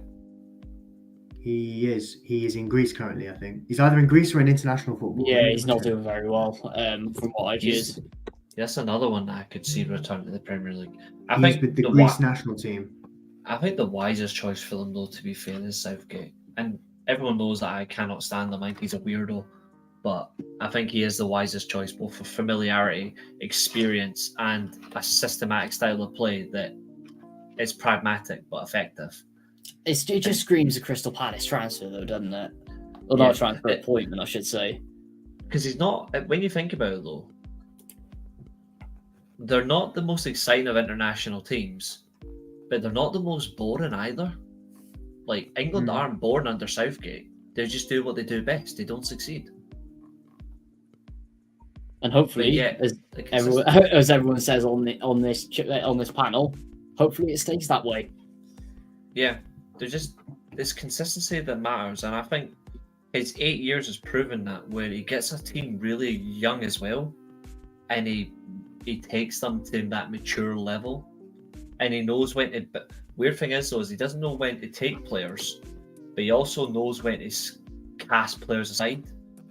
Some of that squad, if he came in, they genuinely shit themselves because they'd be like, oh, well, he was willing to bin Wayne Rooney once. Imagine what he'll do to me. Yeah, exactly. I think some of those players will get a real attitude adjustment. If I really actually hold on, maybe I need to do more. Either way, I'm all for it because it would be genuinely funny. It makes sense, but Palace are in dire need of a rebuild. The problem is, if the investors aren't looking to invest, maybe the sales and the prospect of a new manager coming in might help. The problem Parish has now is, you can sack Hodgson, who comes in? Realistically, no one's going to... I think, obviously, you could say maybe you could try and entice someone, but I don't think Parish believes himself till the end of the season. He has the pulling power to get someone either out of a job or who's available, and no one will want to come in for a few months and not be a part of the rebuild that follows. They'll want something a bit more long term. Because at the end of the day, what if it's an absolute disaster and he sacks Roy, and then Parish is like, oh, we've just been relegated, I don't trust you to rebuild in the Championship, you're gone. What was the point in that? Because that's just going to tarnish their career as well. That's what Marsh had when he was being linked with the Southampton job. It made sense given the Red Bull style, but he was like, I don't want to be here only for 3 or 4 months. Yeah. What I see as a possibility is, if they actually wanted him, though, say Southgate was their top choice for the summer, they could just ask him to do a goose Hiddink. He's not managing England until the Euros. They could ask him to come until the end. They could ask him to come until the end of the season, and then say, "Well, you're now going to manage England anyway, but we want you to be our manager. Your contract expires after the Euros anyway." So he could feasibly say, "Well, I'm now going to be the Palace manager going forward, but I'm still committed to the England setup. So I will see out my contract in the right way, and then I'll then come in. I'll take a break as I'm entitled. I'll take that short break after the Euros, recover. Right, Palace, let's go." Goose Hiddink done it when he was manager of Russia. He left Chelsea and he won an FA Cup. Yeah, I was going to... Won the FA Cup with Chelsea and went back to Russia. And he only lost. He only lost once. In domestic football, he only lost once, and that was to Everton, I think. It was only Everton he lost to. He won every other game that mattered. I just don't think Parish has it in him to... Even for him, I think he'll still think that's risky. There's more of a chance Big Sam comes out of retirement again. That would be funny if he goes back. To be fair, it wouldn't surprise me. We've been down that road before. The last few years, yeah. Even Pardew, I think Pardew's out in Bulgaria doing some director of football role. It wouldn't surprise me if Parish called him instead of Southgate. I think I think it's sad now that I actually think Gareth Southgate is the wisest choice for Palace. I think it's mad, but I've actually taught myself into realism. The more we've talked about it, the more sense it makes. And given that this needs a rebuild with younger players, I think Southgate has the reputation before him to bring in that transition. And he would know which experienced players to work with as well that are on good budget, because he's seen that. You could, because experience isn't always a 29-year-old. Maybe he brings Jordan Henderson in with him. He seems to Who love the bloke knows? that much. He would probably be his captain. Hmm. I could see him doing stuff like that. Yeah, I actually really do want to see if this happens now, because if that happens, that's another one. I'll add it to the list if it happens. Interesting.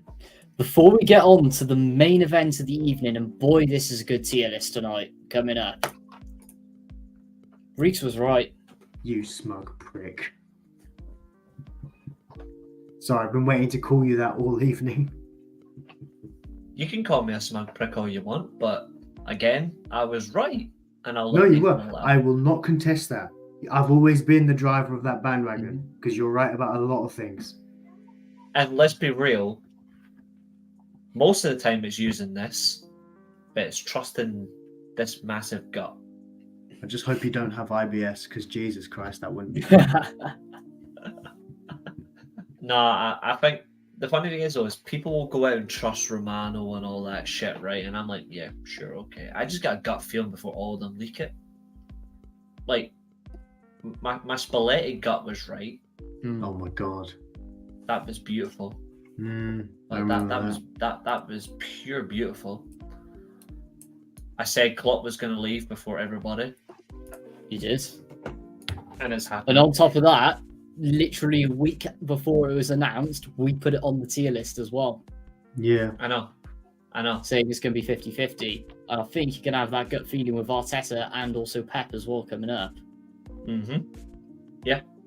But now I'm literally like, I don't know if it was my gut or I just thought you guys were bullshitting behind your scenes.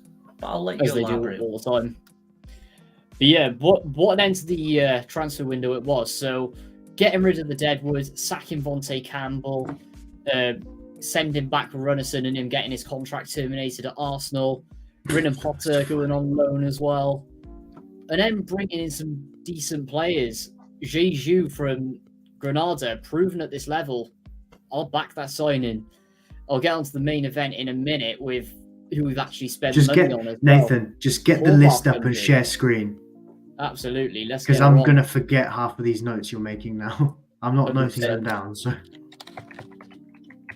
But the topic, of course, is Reece was right. Yes. So at the end of the day, what was the one thing? Actually, I'm gonna make it very appropriate. I was that right that I'm gonna wear this for the rest of the stream. Oh no, I can't even see what's he got on. Go wear that for the rest of the stream. The proper world title belt as well. Stunning. Yeah, I'm just gonna wear that for the rest of the stream just to prove my point. Right, top arrivals. Let's have a look. And the one thing is, though, is Julio for once can't argue and he can't make a smug comment. Well, he can't make a direct dig out. when do I argue? Very much, I agree with you. What can I say? Words of wisdom. I didn't even argue with you on this one. I don't think. No, I remember I said on the show a couple of weeks ago that like, I questioned like if Tan's coming out saying there's no money, where did it go? Yep, because it was there all along. Exactly. Look at that. 2.33 million on David Turnbull's Magic. He wears a magic hat. How many of these happened before? When was the date that I sent it into the group chat? Because this happened very late, like in the last week of the window. So all of those transfers minus who was it? Minus Nat Phillips and Sonoda. All of these were on deadline day. Jesus Christ. You know what? Sky Sports made an error not even focusing on the championship on deadline day because it is carnage. Deadline day for the Premier League is nowhere near the same. I remember 2013 randomly watching Sky Sports and suddenly Danny Graham's going to Sunderland. I'm like, that is so left field. Like, where has that come from? Deadline day in the Premier League, no matter what year it is, it doesn't have that anymore. We've said this before with strikers. Exactly. The reason being for that is because the Premier, like the director of footballs and everything behind the scenes, the recruitment managers, everything, they plan it out for ages. Championship, it's like, manager, I need him. Oh no, we haven't got enough depth. Let's just get him in. Literally being out on the lash and you're on the dance floor and someone goes, right, it's 10-2. Like, anyone will do. Like, just get anyone. literally what your window looked like.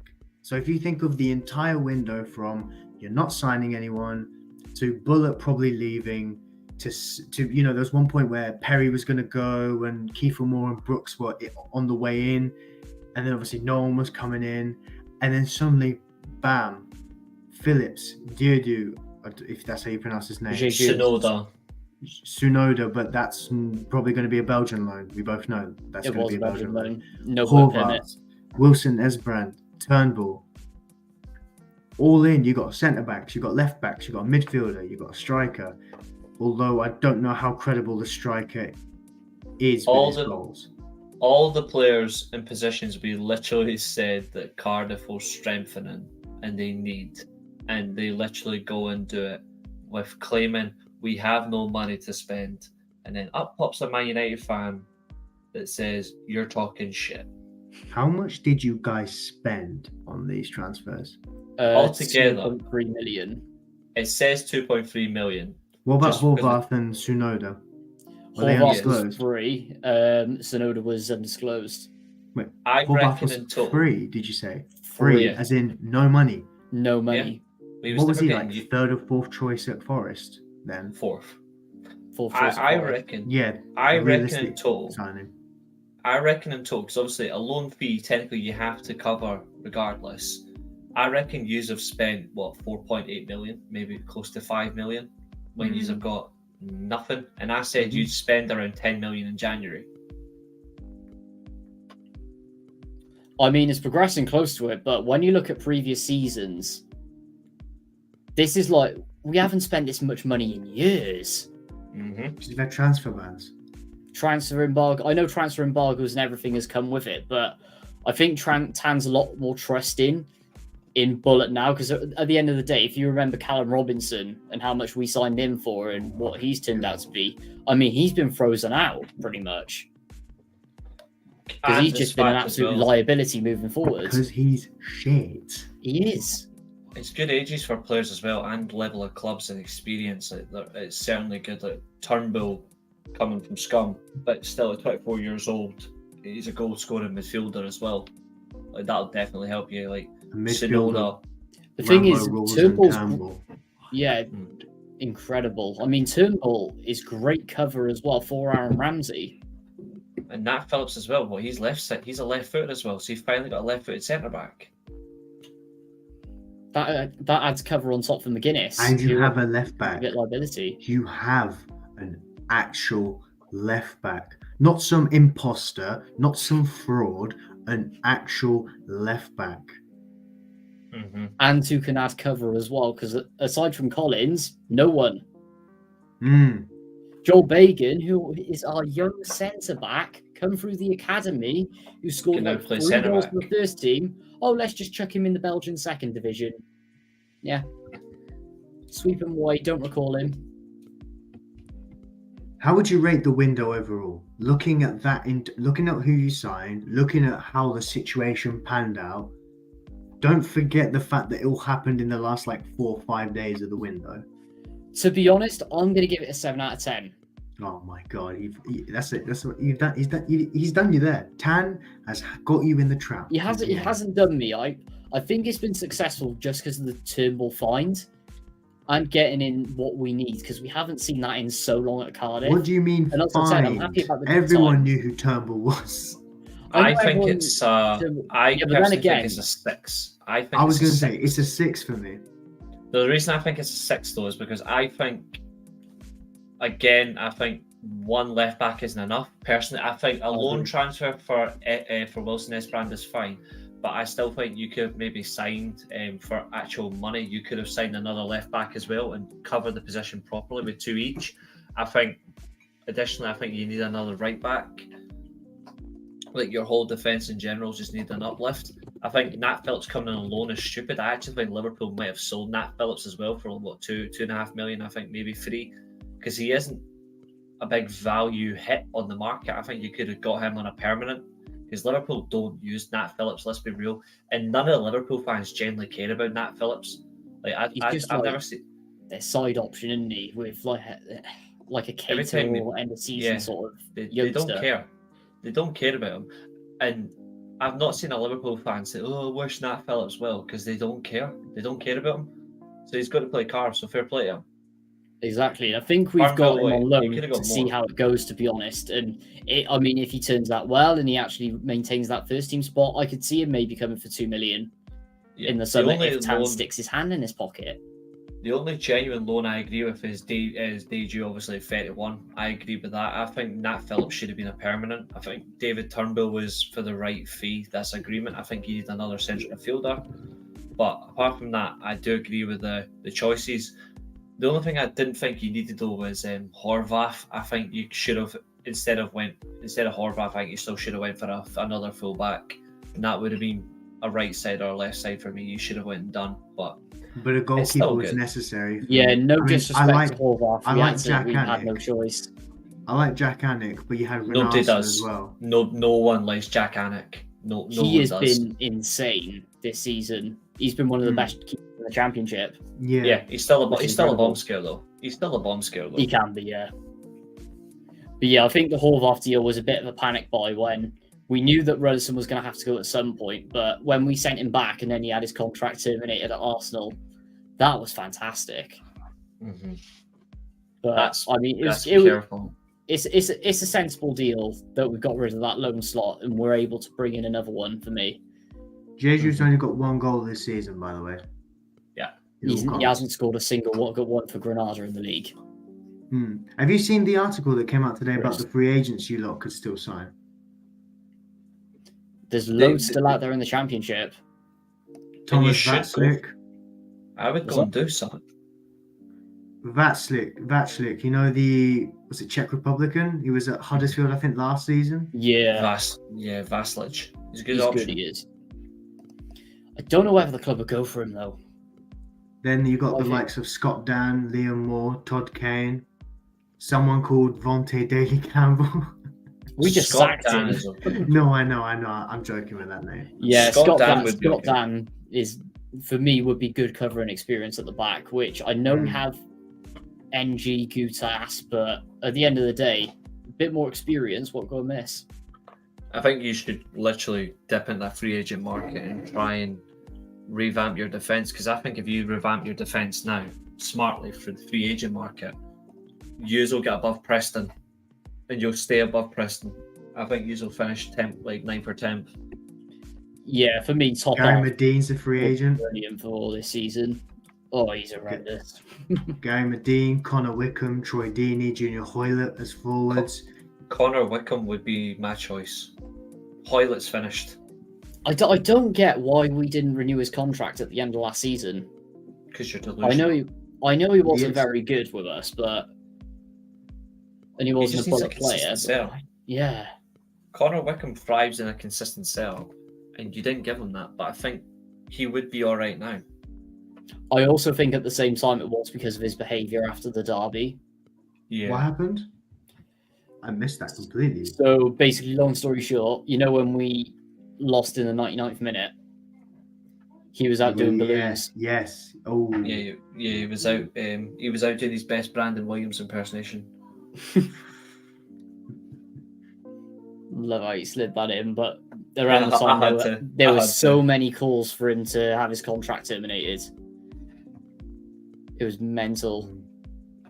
But I think he did score towards the end of the season, so redeemed himself. If he's getting the free agent market between now and the end of the season, and it's the right sort of signings, we can see you guys doing a whole lot better. 100%.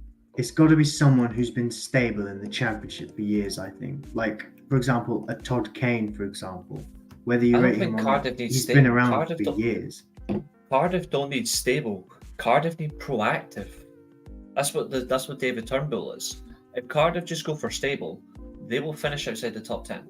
But I mean, from the list of the free agents, who would you say on that list of free agents is proactive? I mean, Vasilek would have been my personal choice. Go through all the free agents and I'll say who I think is stable and who's unstable. Yeah. Can I share the screen, actually? Yeah, go for it. Check her in. I'll give you who I would say. Say minimum, say three free agent signings. I'll say who I think they would go for. Which tab is it? That one. There we are. Right. Is it up? Is it on there? There we go. Okay, my screen's gone black. There we go. Okay, let's see. So these are your goalkeepers. Right, so let's ignore goalkeepers right now because that's not important. Yeah. These are your defenders. Forget this lunatic. He doesn't Right, count. I've already found my issues. Scroll down. These are the midfielders. Yeah, ignore See, them. Go I down. can see one straight away. I can see 2. Keep going Which down. one? Borderline 2. Go down. And then these are your strikers. And All right, so Hoylett. see theoretically, say Cardiff made 5 free agent signings, right? Immediately, I'm taking Connor Wickham, Mhm. and then midfield, I'm taking Onoma and Ejaria, Yep. and then Those were the two I would have gone for. Yeah. Yep, and then scroll up. I'm taking Scott Dan, and I'm taking Hammerlinen.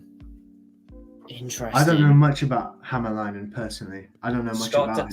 Scott Dan, Hammerlinen, Onoma, Ejaria, Connor Wickham, and maybe a push Liam Bridcut. Bridcut was the name I was thinking about as well. I think you get Hmm. either Onoma or Ejaria and maybe Bridcut.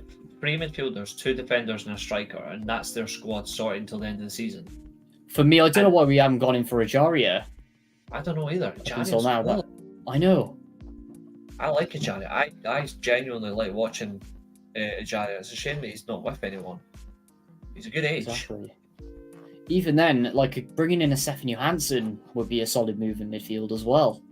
There's aye, not Like 100%. depth and cover in midfield. There's not a bad list of midfielders there. Mind excluding us as well. I don't know why lower down championship clubs aren't even going for any of them. To be fair, the only apart from Johansson and Gosling, I mean, the rest. Troy suck. Deeney's on the list. Yeah, that's an avoidance because he Yeah. hasn't got Hoylett the balls anymore. Hoylett has just finished in the MLS, if I'm right in saying. Yeah, that's why I wouldn't take him. I wouldn't take him for that reason because he's not long finished in MLS. But I mean, Yeah. Ejaria is 26 years old. He's not 27 till November. And he's a Onoma's free not a agent. bad age either, is he? He's like, what, 28, is he? Or it could be a little bit younger. Should be in his Onoma. prime. Josh Onoma. Onoma, yeah. 2 seconds. He Josh is. Onoma is 26. I've got him here. Yeah, same Similar age. age. He is old. He is older though. He is 7 months older. He's 15 days younger than me. Bastard. Troy Yeah, he's Deeney, 15. championship proven for years. What are we thinking, Nathan? He's still shit though. Nathan's smart. I mean, he Nathan scores would the take Josh goal. Tricky. He scores the goals, but I'd still take Connor Wickham over him at the moment. Oh yeah, Same. 100%. And even then, Connor Wickham's a push for me. Where was he last season? Connor Deeney or Wickham. No, Deeney was at. Wickham. Wickham was at Cardiff. Yeah. Wickham was with you lot. Yep. Yeah, he didn't stay. I knew because he of was the with helium someone. incident. I couldn't remember who it was. Jesus. Why? To be fair though, why would you bring in Troy Deeney anyway? He's just fucked up as Forest Green Rovers manager. I wouldn't bring him in. Any right club I don't would know. not bring in Troy Just- Deeney. Because of, I think he was kind of a leadership figure at Watford for years. That's literally the only reason I was thinking about. Aye, but But that's because that's the but like, managers got sacked for not picking him. he's played nearly Managers got 400 sacked for not games picking for. him. So He played nearly 400 games for Watford. Too many. Like he's genuinely crap. They literally have his book being sold in the club shop. oh my. Exactly. God. Like, I know. And there's like all this. There's this like Troy Deeney shelf. Do you know what? Like, I wonder it's if funny. the board at Watford are happy he's not there anymore because they're like, now we can rebuild with actual decent strikers without worrying about dropping him. Because you know Yeah. what Troy Deeney's like. to be fair, he might Sometimes, like- score. To be fair, Troy Deeney he might score your goal, then he might score your own goal a couple of minutes later. There's another little reference for you. I don't trust him, and half the time he'll be talking about Arsenal. So why would you want Troy Deeney? No, he'll be talking about how he's better than everyone else. Like Even Harry though he's got Kane, zero world class, but is he a better header of the ball than me? I don't think so. He is what delusional people aspire to be. Troy Deeney is the king of delusion. Cardiff City, biggest club in Wales, but are they bigger than me? I don't think so.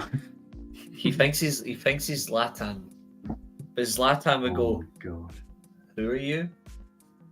You're just a Fiat. That's what he'd literally say. I'm a Ferrari. I'm a Ferrari, and you're a Ford car.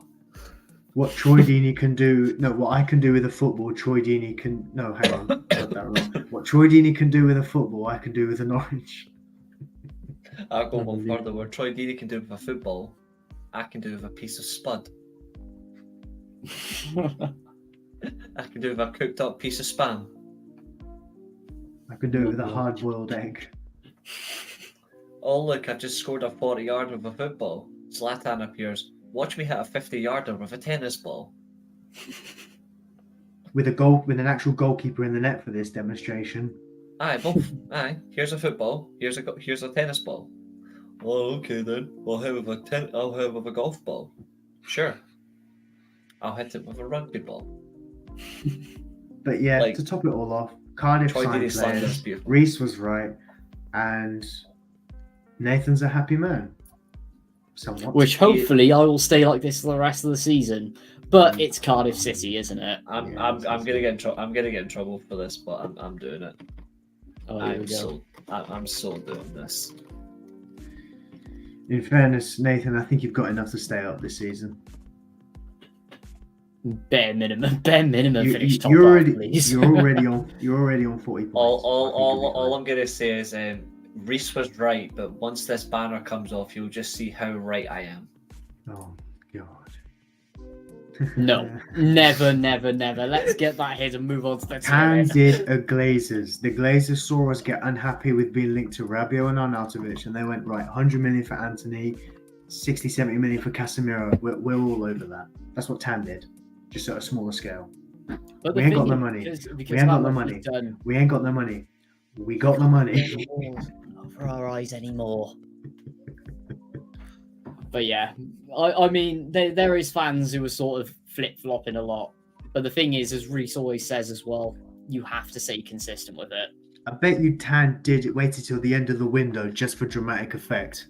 I bet you, 100%. Definitely did. Tan waited before the Cardiff fans were probably going to start asking me for help. I am Saying your that, savior. what date was the protest? Let me just find it. Oh yeah, it's going to come. Was there a protest planned, or did it already happen? No, there was a protest, no, and then there was a protest. Then the week at the day after, which is not day after, but the Monday after that protest is when we done the show, and I said, "You guys have actually got money to spend." You did. That was so. The protest was 22nd of January. Jesus Christ. And to be Last fair, I year. did say, 22nd of January last year. I've been saying it for over a year, but I have like breaks in between where we slag off Cardiff, so I don't need to talk about them spending money, and then I'll bring up, by the way, you've got money to spend, and then they go batshit crazy on Twitter, and then it quiets off a bit, and then I'll just say, by the way, you have money to spend, and then The you thing spend is, money. though, on top of that as well, like when people go on saying, "Oh, it was just a couple of fans," you're calling this a small protest. I call that Unite Megastore. No, I just see another franchise FC 100%. at a smaller scale. I mean, look at all the fans inside going, "Can we come to Megastore with you?" Just with the cucumber sandwiches. Oh my God. But yeah, I mean, speaking of, I got to add this one in there. I know it wasn't as big as the one 10 years ago, but what protest tops 10,000 people attend? That's all I'll say. But yeah, you know what? For a club of That's your another- scale in terms of level, that's not bad. I know. That was when we were in the Prem as well, to be fair. So I'll always probably one of the biggest Prem protests ever. But aside from that, in a few weeks' time, I'll be moaning even further, let's just say. But We will be there no matter what. you will be there no matter what. And everyone will be there with their popcorn. And you guys, something will happen. Who do you think they're buying it from? I wonder. I'll just But be anyway. I'll just be distributing I was right tickets to them. I mean, it is your show, Reece, so you are always right. At least you're admitting that. No, we'll wait and see. Give it a few weeks and it'll be dead again. But tier And I'll list just time. say, and then I'll just say it in 4 months' time. No, the thing is, I know you're going to come back in the summer and you're going to be like, Tan had money to spend, just spends 10 million. It was like, what? On And one guy. then your fans will really come gunning. They will. They'll be here with your apology letters, Reece. Oh, I'm so weird. But anyway, it is the best time of the show, as everyone knows. Tier list time. So, Yeah. I've chucked 44 teams in the bottom. Let's look 10 years into the future. Where does everyone think they're going to be? So, put the standard offenders in there. So, Champions League, Europa League, 7th to 12th. Top off the championship, let's say someone has a clanger. Bottom half, or if you're really having a clanger, you're going in the bottom. So, as we always do for the tier lists, and boy, am I excited for this one once again, lads. Gonna go one at a time. Who wants to take first bet? Any club or just across the top row? How we do Any it? club, anything. All right, I'm gonna go for an absolute shock here, Oh no. and I'm gonna stake 10 years to the future on this. Yeah, so for anyone wondering, obviously, for anyone wondering on Spotify, that's 2033, 34, which is mad to think about. Yep. So I'm gonna do this. Let's see the options again. The actual like what we've got available. So let's have a look. Yeah. Okay. So teams wise, I am gonna say in 10 years' time, Crystal Palace is a top half championship team. That was going to be my first as well, actually. To be fair, they weren't my first choice, but I wanted to steal one. If we ever had it where we actually have a unanimous decision on the first selection. No, my first choice was going to be Everton, to be fair. Because I was going to really brutalise them, but I was like, I'll come back to them later. But yeah, I agree on that. I've noticed as well how weirdly the Arsenal badge actually sits above the Cardiff badge. How have we managed that? That actually sits perfectly. That's insane. Even Chelsea and Watford even Watford and Norwich being planted by Chelsea and Brentford is funny. It doesn't sit well for Brighton with Hull. It doesn't sit well, but you know. But yeah, that's my Crystal Palace top half championship. Interesting. Yeah, let's go upside down this time. Julio, your bet. I'm just going to put Coventry League 1 or below. Really? I agree.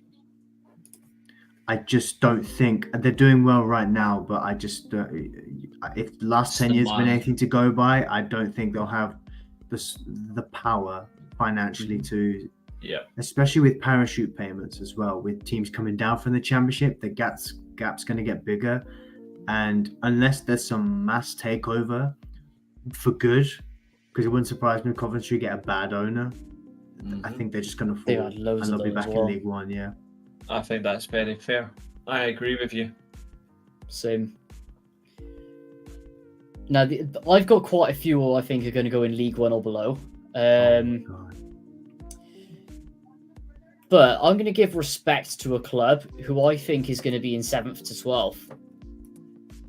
That's AFC Bournemouth. Now, the reason I'm going to give for this is they're going to have a new stadium in that time. They're going to have a new training ground in that time. And it's already been reported that this is going to happen in the next 10 years. Iraiola's going to build the foundations and maybe get them into Europe. And I think they're going to stay up there. Really well-run club. Lovely. That's a very fair shout. Time for my real shock. Now, I know you guys are going to disagree with me on this. Like, I know you're going to get it over with. Everton. I don't even know where I'm going to go next. So, Everton, and I'll tell you when to stop. I will literally tell you when to stop. Nope. Nope. Nope. Okay, Nope. I'm already shocked. Nope. There you go. Wow. I'm actually not shocked by that. Because that's not where I'm stopping. One more. Europa League. Wow. You know what's mad is they've done it before. It would true. it would not surprise me if they just get their house in order once they get the new stadium. They get everything sorted out behind the scenes. With the sale on the cards as well. Yeah. I could generally see Everton going back to the Europa League and just For being me, it Dyche relies on doing a a good Moyes. owner as well. yeah. Dyche can see doing a it. Moyes, being with them for a while, keep making them stable and making them better. Yeah. The only thing is, though, should we at least add the Conference League as well? Because obviously you can still qualify for the Conference League. It'll still exist. I've sort of put them in around that What if area, we like put 7th to for- 12th. What So if we Conference put League contenders. What if we put 8th to 12th, and then in the Europa League we'll put Europa League or Conference League, so like lower European football. I like that. Yeah. Yeah. Yeah, that works. And that's justification. I there. would have had Everton as 7th, but like on the cusp of Conference League, if not actually getting Conference League. So I think For me as well, I think And this that- could be possible. To add it It's in. not a bad show. It's not. I don't bad. think it's beyond the realms of possibility, but I was thinking Bournemouth could still go backwards because Yeah. it's just 10 depends years. on- 10 years it is a just long depends time on in the football. money. It just depends on the money they spend. Mm. Right, Hulu, you're up. Sunderland, put them in. You're gonna have to scroll up for me. 13th to 17th. Yeah. They'll be back. Ooh, that's bold. To be fair, that's a good 10 shout. years is a long time. Michael Beale will not be there in 10 years' time. Yeah, but they've had good managers before, and they still didn't get close to that number. So that's bold, though. I quite like it. Nathan, there's one I really want to bully soon. I'm going to go for my first Champions League. Ooh. Bastard. Okay. The way that they're being run at the moment, the consistency, and also because where the UK and Ireland is hosting the 2028 Euros, they're going to have the infrastructure there for a 50,000-60,000 Villa yeah. Park. They have an insane training ground and youth academy. Yep. Extremely good backing in Unai Emery, maybe another European trophy. Easy one for me. All right, I'm going to jump in. My next Champions League, and it's not just pure bias, it's wealth of experience, but also we know they'll turn around. Man United. Yeah, I think that's a very safe bet. Yeah, safe pair of hands. I know I was always going to put my club in that spot anyway, but I'm actually using logic behind it. I just see it happening. With Oh, it's trophies me being then. a consistent It's me basis. next, isn't it? Yeah, Yeah. sure. I'm going to put Spurs in Europa League. Mm-hmm. Yeah, that's sensible. Is that sensible. general where they're just going backwards? They're or- just It's just stable. you Yeah. think who else is going to be in that Champions League fold, especially if you've put Aston Villa in there. There's a top 6 apparently. Spurs won't have an ownership change, I don't think. And Top with five that- is also top 5 is also Champions League, so it'll be 5 teams in the Champions League. Yeah. So I just think that they'll fall of the top 6, they'll fall behind. Yep, in terms that of allows spending. for the thought as well. it does. What are you For me. thinking now, Nathan? Who are you thinking? I'm gonna add another one into League One or below.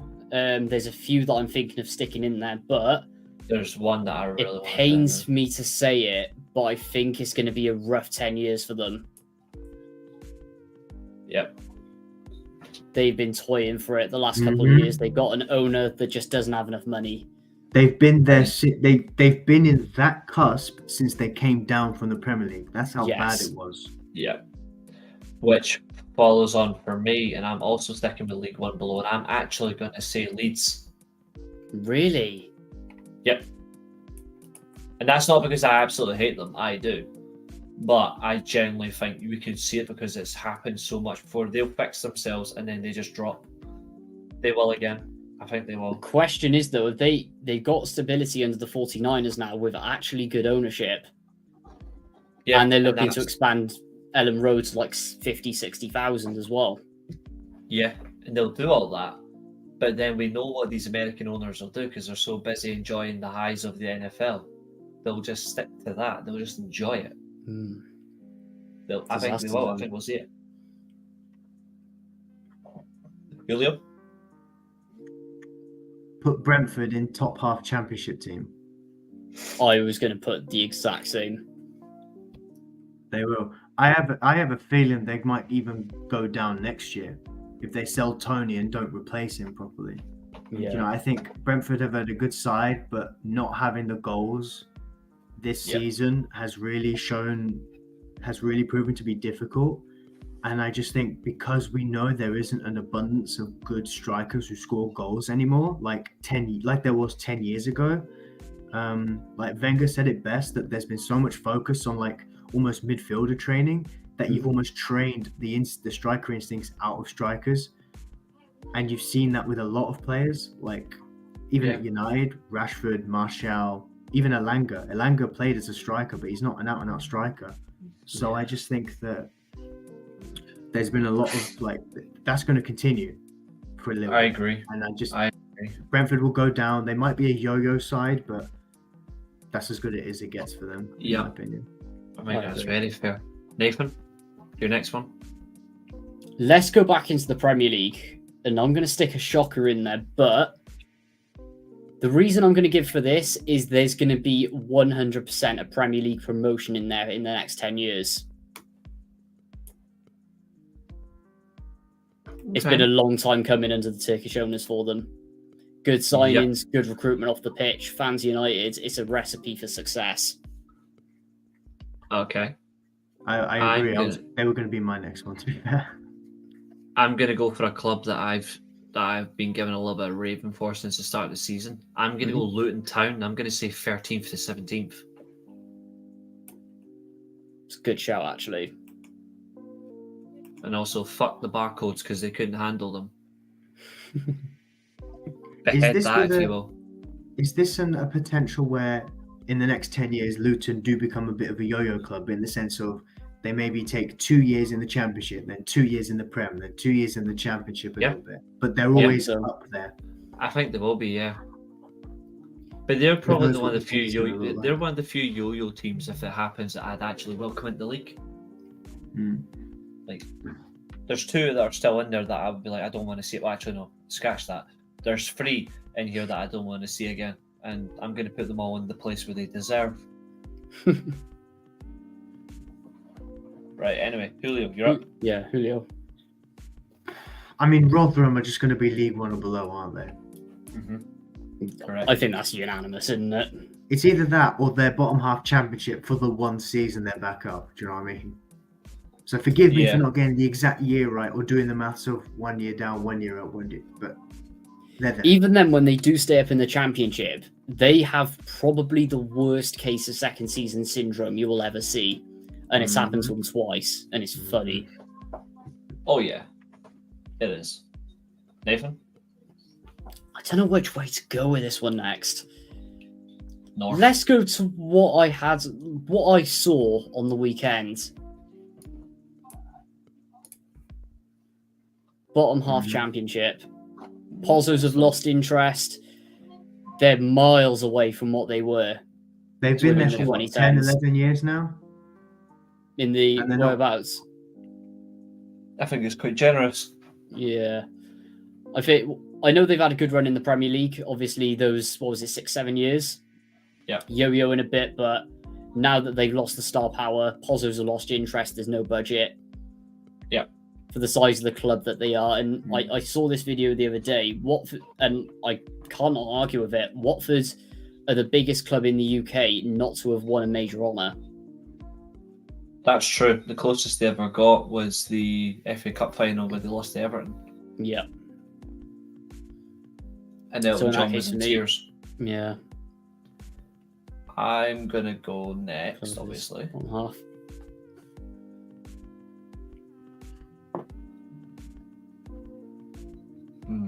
Let's see. got 29 teams left. Right, let's see. Who will I pick?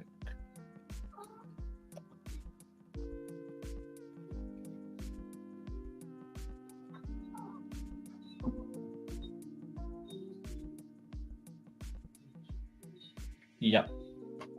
Yeah, I'm going to go with that one. Preston North End, League 1 or below. Yeah, that's a good shout.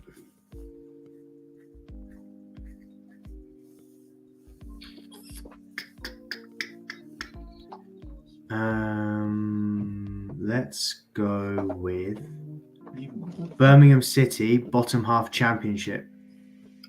Wow. Because with the ownership, 5 years' time, they'll be in the Premier League. But then No, they they'll go won't. down. No, they won't. I think they will, but then when they come down, they won't be back up again. Well, I think it's a case with Birmingham that they're going to shoot themselves in the foot if they go up. Mm-hmm. With the first impression that the American owners have given. They were literally going to go up if they didn't sack the manager that would have done it for them. Exactly. That's what I mean. It will be a play. If they win, it will be like from some miracle season where, like, you know, when Fulham went up under your No, it'd be like a they were Roy like Keane. 13th in Yeah. January. Then they went up through the playoffs somehow from Mitrovic signing on loan. But instead of having a bit of a yo-yo with the Premier League, they'll just fall away. Yeah. They'll spend money, miss out on playoffs or miss out on automatics, and it'll just screw them over.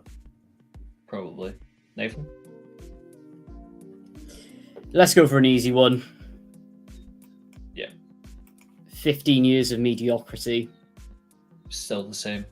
That's after they go down. I think they will go down in the next 10 years. Yeah. But they'll obviously come back up. Yep. Okay. For me,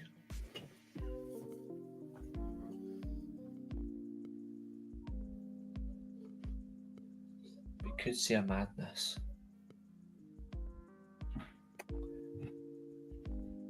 I don't know why I'm doing this, but this would be a complete madness. Bristol City Premier League relegation.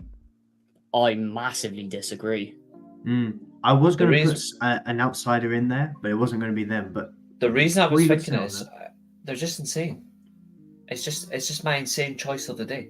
I'm just going with it. Let's pop them in there for now. I think just have with a- Bristol just City, imagine.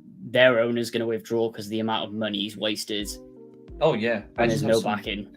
I don't know why I'm thinking it. I just don't know. It is a good shout because I'm pretty sure Bristol City is mathematically the largest club not to be in never to be in the top flight really? / Premier League. Interesting. Yeah, If any of you Actually, play I career think mode, that's not a bad shout. yeah, it's a career mode team. Actually, I think no, have they been in the top flight? I think they might have been. But yeah, biggest club not to have been in the Premier League. I'm just purely going with the madness, and I never disagree with the madness. Hey, their kits aren't bad this year, you know. Hmm. For me, I'm going to put Blackburn Rovers in Premier League relegation. Finishing out the bottom three. Interesting. Interesting, because that's not what I have Blackburn, but I respect it. Yeah. Can I you didn't see have the them there thought either. process behind it? No, I had Blackburn higher. You had Blackburn higher. Oh, so you do agree with me that a promotion's on the cards then? I have Blackburn 8th to 12th. Wow. Like Blackburn running it back. Because it's still possible. I wouldn't be against that personally. Do you know what I mean? Like if Like we it's could bring in it's just possible. if we could bring in random drafts from the rest of the EFL, I'd have Portsmouth in there as well, personally. But that's Yeah. just from nostalgia. Yeah. I can just see it because it's mental that it could feasibly happen. Yeah, for Yeah. example, I could see Portsmouth here, top off Championship, even Premier League relegation. Like I can feasibly see in the next 10 years where eventually Blackburn actually got a good owner and you just see them go. Like I can generally see it happening. Yeah, the Venkies will be gone, 100%. There's so Bloody much hope so. abuse. There's so much abuse they can take. They will sell. I can see it happening. They will sell, and then Blackburn will be like, "Let's go," and they become exciting again. I agree. I think Portsmouth will be back in the Premier League by 2032. I'd They're- probably say 15 years. They're top, aren't they, of League One? Yeah. And they've Yeah. got money as well. Mm. I actually, you know what's mad is I think they could be in the Premier League quicker than Wrexham. Yeah, that doesn't surprise me. No, Saying that's that about with the 1 year league difference aside, I could see Wrexham be a year or two behind Portsmouth if they get back to the Prem. Saying yeah. that, we're adding Wrexham into it. Who will be the next club to be in the Premier League and when? Welsh club. Swansea. Just because it'll annoy you. I knew that was 20 coming. 29-30 season. It'll either be Wrexham or Swansea. I'm not sure, unless Cardiff just finally get more money in check and they get it right. Before we... Town could sell in the next 2 years. If but- Town sells, then Cardiff will be a Premier League club in 4 years' time. Yeah, I agree. Um, The thing is, the infrastructure with Could it? Cardiff. Consistent spending and improvement in structure, yeah, within 4 years it's possible. Could be a Like, worse I will ownership, say, though. I will say it. We have Leicester have the best infrastructure in the Championship. We have the second or third best And they've been in the Prem for stadium, the last training few ground, years. youth academy. Southampton, to be fair, I still think is up there, but they haven't produced a great player since Ward Prowse. But in terms of True. consistently producing players, they're up there. They're I'd up say there, I'd say they're on par with Leicester. But yeah, my madness. So it's which club is next? Is it yours, Nathan? Because yes, we just done Blackburn. We just Yeah, done Blackburn. Yeah. So it's your up. Speaking about Leicester, Yeah. easy one for me. Mm-hmm. Yeah, give or take. Well, I to be think. fair, they're in the they're winning the title this year. 10 years ago to the season, they won the title, didn't they? 9 years, I think. No, they came up in 2014. Oh yeah,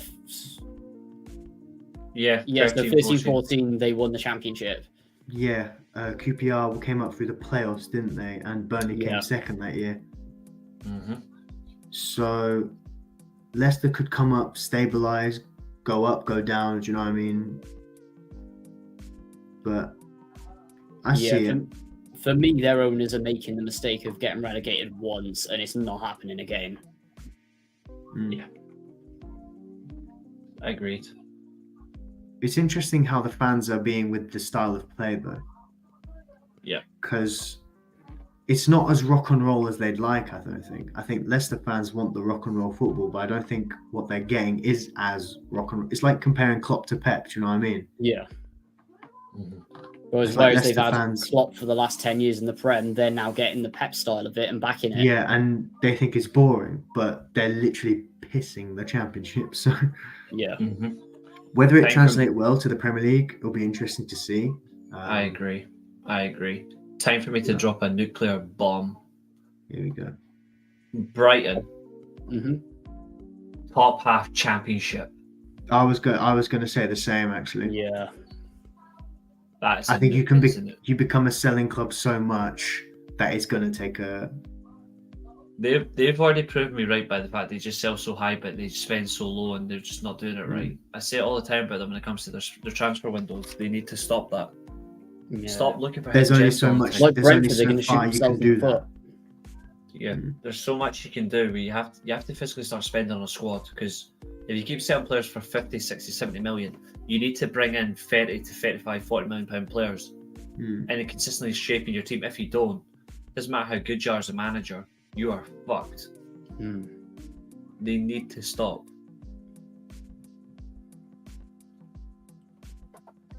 Yeah, I can generally see them being in the championship in 10 years' time if they keep staying this way. And they deserve it. They honestly deserve it if they keep doing it. I don't care if their bank cards crash out the American Express.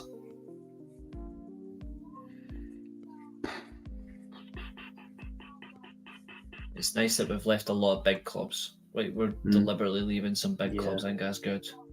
Put Liverpool. It's me next, isn't it? hmm Mm-hmm. Yeah, put Liverpool in the Europa League spot. Yeah, I agree. With the current owners, they're going to be like surpassed by other ownerships. Prime example Yeah, I for me is Villa. Ones like that. Mm.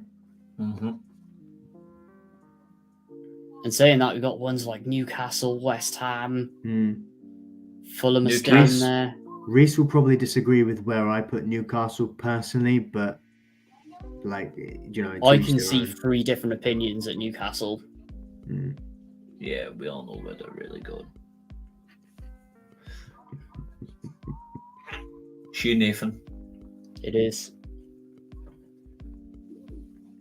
Where do I go with it? I'm surprised that there's 3 clubs that have not been picked by you, excluding your own. There's 3 True. clubs you've not picked, and it's genuinely I'm surprising interested me. to see where Nathan puts one of those clubs, and I want to see if I was thinking the same thing. I have a feeling as well, and it's not the club's arch rivals. It's a different club that's on the same line. But it's not that one I'm thinking. I was going to say, Nathan's just going to hover until we tell him which one it is. No, I'm No, going to stick QPR in there. I think they're regressing, but Where's Fernandez at with the why I club thought he was that currently? one. He's gone. So he's gone Yeah. now. Yeah, he went at the Yeah, start of he this is. season, and they've been. But they've got Further- no yeah. money, no investment. I They've gone back wonder to where if- they were in the 2000s. Jesus Yeah. Christ. Yeah, I wonder if me and Julio were thinking the same club. So I'm gonna tempt fate. Millwall bottom half championship. Yeah. That's not the club I was thinking of, but I don't disagree with that.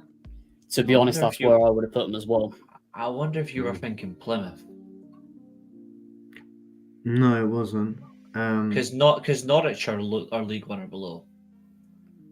Let's be real, Norwich are League One or below.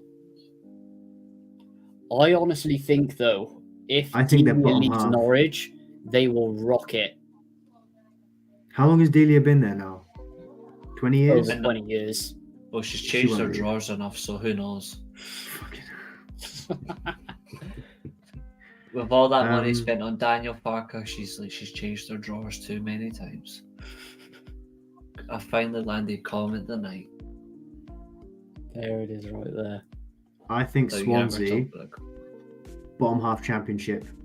Because what's going to happen is you're going to Yeah. have all these tippy-tappy appointments, you know, the hipster way and all that. They might get a lucky playoff run and get to the Prem, but they're not staying there for longer than a year. And with the American ownership, I think even if that, I don't The know, thing like, you've even got if to it remember, changes, go on.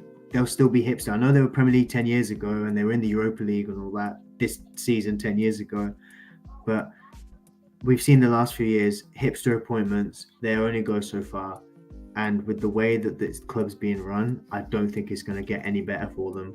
So unless there's a fluke promotion on the cards, or even if they boss the league one year somehow with tippy-tappy football, it won't translate well and they'll just plummet down again. Because the thing is, do you remember when they nearly went up twice under Cooper? Their fans were still moaning. Yeah, exactly. It'd be so funny if they go for Brian Laudrup at some point so they can say that we're Swansea, we've had both Laudrups as manager. I can And see then- it. Do you know what? They Brian might as well Laud- bring then- Yeah. the then original. But then Brian Laudrup turns around and says, "Sorry, mate, I'm going back to Ibrox instead." And then we can all clap him off and right away by saying, "Yes, mate, you've got your priorities straight." I do think, because the thing that annoys me as well is they say that they don't spend enough money, the American owners. They don't have money. Mm. They're Full like stop.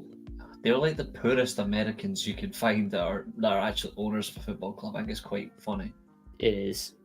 And it is good that they're getting this sort of humbling as well. But, I mean, I was going to put him in bottom half championship just to stay out of bias, to be honest. Thank Because I can see him being in League One. Yeah, I could see it as well, but like, I There's don't two- think it'd get that far just yet. I think realistically, maybe. From 2013 to 2024, Swansea have done 4 things right that are mental.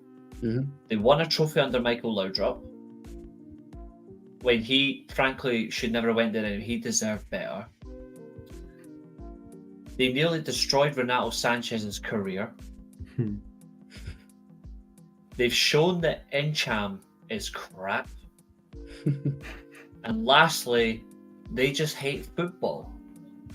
Like 4 miraculous things in a space of 11 years. A trophy with a manager who deserves better. They destroyed a golden ball winner who won the Euros. luckily his career's saved. They made a player who was supposedly good at Celtic look absolutely pish, even though I actually don't mind Olivier Cham. And lastly, they just hate football by just hating any form of way of football that exists. Like, they're a weird bunch. And they think I know I'm going to bring my bias into it. They think they're massive as well. To be fair, they're not really. I don't want to say it's in the worst way, but up until 2014, like before they got promoted under Brendan Rodgers, I had no clue who they were. Like, I'd never heard of them. Like, I only heard of Wrexham and I only heard of fucking Cardiff. I barely watched Championship football. But they're the only ones I heard of, like, as Welsh clubs, and obviously Newport, but Newport's a shithole. I just thought Swansea. I thought they just played rugby. I didn't realise they played football. Because that's the thing I always say to them every time they try and claim they're a bigger club than this. Name one thing that you've done before 2011. They cannot answer the question. It is magic. Well, they won the playoffs in 2011 with a couple of Chelsea loans. They did. But to be fair, and Brendan Rodgers ran down the touchline in the Forest semi-final. It's the only time he ran his life. Of that. It's probably the only time Brendan Rodgers actually ran his life. Yeah. And it's the only time as well, I'm pretty sure he hasn't left a football club in disrepair either. Because he got poached. He did get poached. Bowden got a hat-trick, by the way. Just wanted to bring that up. Mental. Damn. What a fall off for Brentford. Nathan, it's you now, isn't it? It is. Where do I go?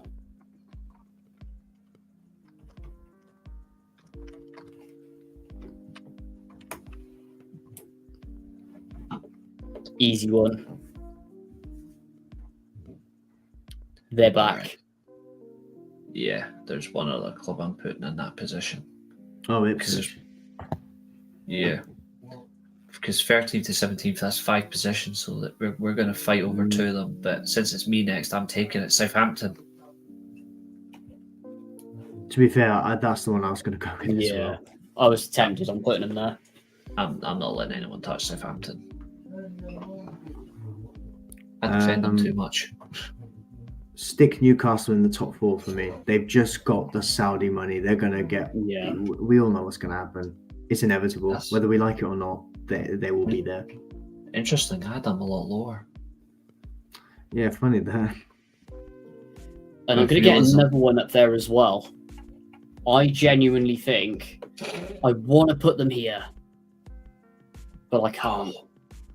Oh wait, we got to consider Man City, whether they're going to get relegated or not. I know. You know, I'll be moderate with West Ham, but they're borderline, and they're going to. I think they will get in the Champions League at least once in the next 10 years. I think West Ham will fall, and then they'll come back. Yeah, They won't fall as in relegation. But we now to debate 3 European spots for 3 clubs. Okay, I'm going to take the bullet and I'm going to go for it.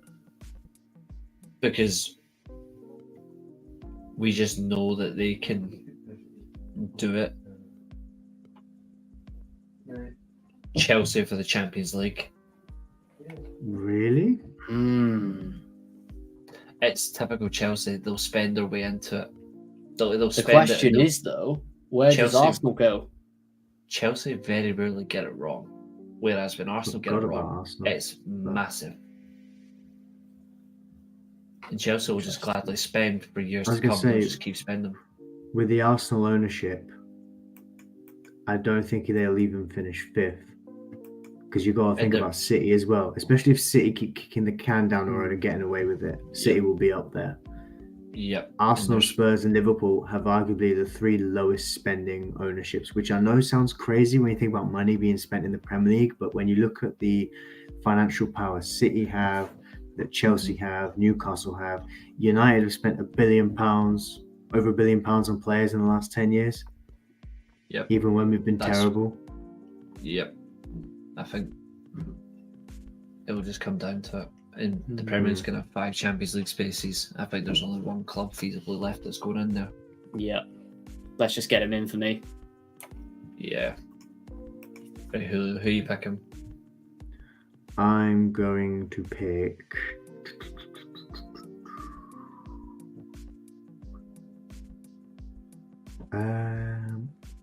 Sheffield Wednesday, League One or below. Wow. Fair shout.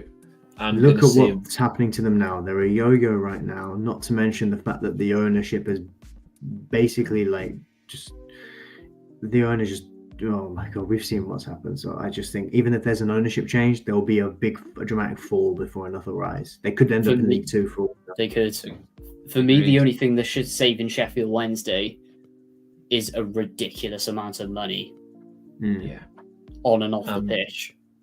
No one's going to Agreed. come in for a low championship top of League One side that's failing off the pitch that much Yeah. to do that. Yeah. Sticking with League One or below, Plymouth. Yeah. Yeah, sadly. That's not. It's just inevitable. Where do I go from here? I said we 10 jumbled up clubs the order left. a little bit there, but There's 10 clubs left. Bold one. Yep. But when you figure it out, it makes sense. No, when you it's think just about it, it's accurate. It's just accurate. Julio? Punching above their weight for so long. Cardiff in top half championship. Yeah. But this is a Yeah. top half championship that suggests they've gone up and come back down again. Mm-hmm. For me, I was tempted to put us here because realistically, Tan's going to be in his 80s in the next 10 years. Good. And he'll be popping gonna pills be to stay gone. alive. Yeah. And But genuinely, with for how all we bad know- our ownership has been, I actually think the second that he's gone, we are literally going up like a rocket. well, you saw what happened with Newcastle. Granted, they brought in Saudi money, but you saw Yeah. the way the club was when it was galvanized by the change in ownership. I think if Cardiff change ownership, this top half championship will probably be like their first season back in the championship, for instance. Like they're just Yeah. fresh from relegation, but challenging again. Yeah. Because that was the other thing I was going to ask. Are we looking at 15 years in the championship from last relegation? No. Potentially. But it just depends Here's on the how thing. strong it Potentially, is. I think there will be. Here's the But- thing: you could either, in the next 5 years, you could either be coming close to challenging for the title in the championship, or you could be just coming out of League One after a Yeah. complete like horror story. Mm-hmm. It is. Agreed. But either way, you get your act together Yeah. as a club. Yeah. Whose turn is it now? Is it you, Julio? I think it's No, I me. just said Cardiff. It's we me, jumbled it's up me then. we jumbled up the order a little bit, but usually Yeah. I think it goes me, Nathan, Reece. But between the two of you, one I'm of you always went first straight in it. after the other. So Yeah. Right. I'm going to get. I'm- Go on. Whose turn was it? Four was mine. It's me. It's me. Oh, yeah. Ignore me.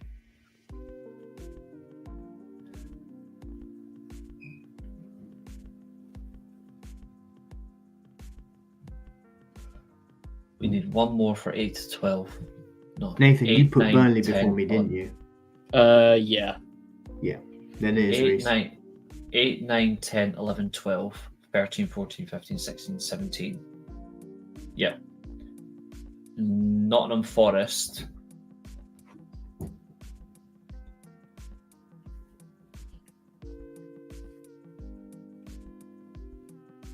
Eighth to 12. Just so we can see the real fans cry as well, because they'll have to go back to them. Hmm. I can see that happening. See you next, Nathan. It is. I just want to see that happen, just so we know that one clueless person who claims that a Man United fan will go back to supporting them. We get rid of them for good. Oh, That yeah, would Reece, you genuinely saw be that video I perfect. sent in the other day into the group chat, didn't you? No, I don't know what you're talking about. You know which one I'm on about. You even replied to it. I don't watch his videos though. No, I don't either, but I just saw that clip and it just made me chuckle. Yeah. Forget what kind of source it is. You can't not chuckle at that, He's just- I think. It's just a wido. Yeah, there's one more club for 8th to 12th. And there's 5 in there. No, there's 5 in there. Both 5. Yeah, I know. I'm debating. I don't think Arsenal fall off that far, if I'm being perfectly honest. Yeah, I'm going to go 30 to 17 Fulham. There's still, like, the Premier League will have, like, 9 European spots at one point. Arsenal will still be in the Europa League, Conference League. I'll say put Arsenal 8 to 12. I don't think they fall off that far. I just think the ownership structure. There'll be 5 Champions League. There'll still be There's still the 3 Europa League and the Conference League. Arsenal will be in Europa. There's 5 in the Champions League and there's 3 Yeah, that's because there's 8 to 12. Yeah, Arsenal will be in the Europa League Conference League because they'll have enough room for them. Okay, yeah, put them up there then. I just wasn't sure how many spots we were allocating. That's all. So that's fair. Well, I'm going on the fact that there'll still be 5 Champions League spots, but they'll still have Conference League and Europa League. There'll still be 2 or 3 for that. Yeah. How about if we change it to top half, or top 12, and then bottom 13? So yeah, it's almost like they challenge for the top half. Just so we can broaden it more. Yeah. So there might be a club that misses out, but they're in the challenge for it all season. Then that means we should edit that second one then. Go a bit. Europa League challenging.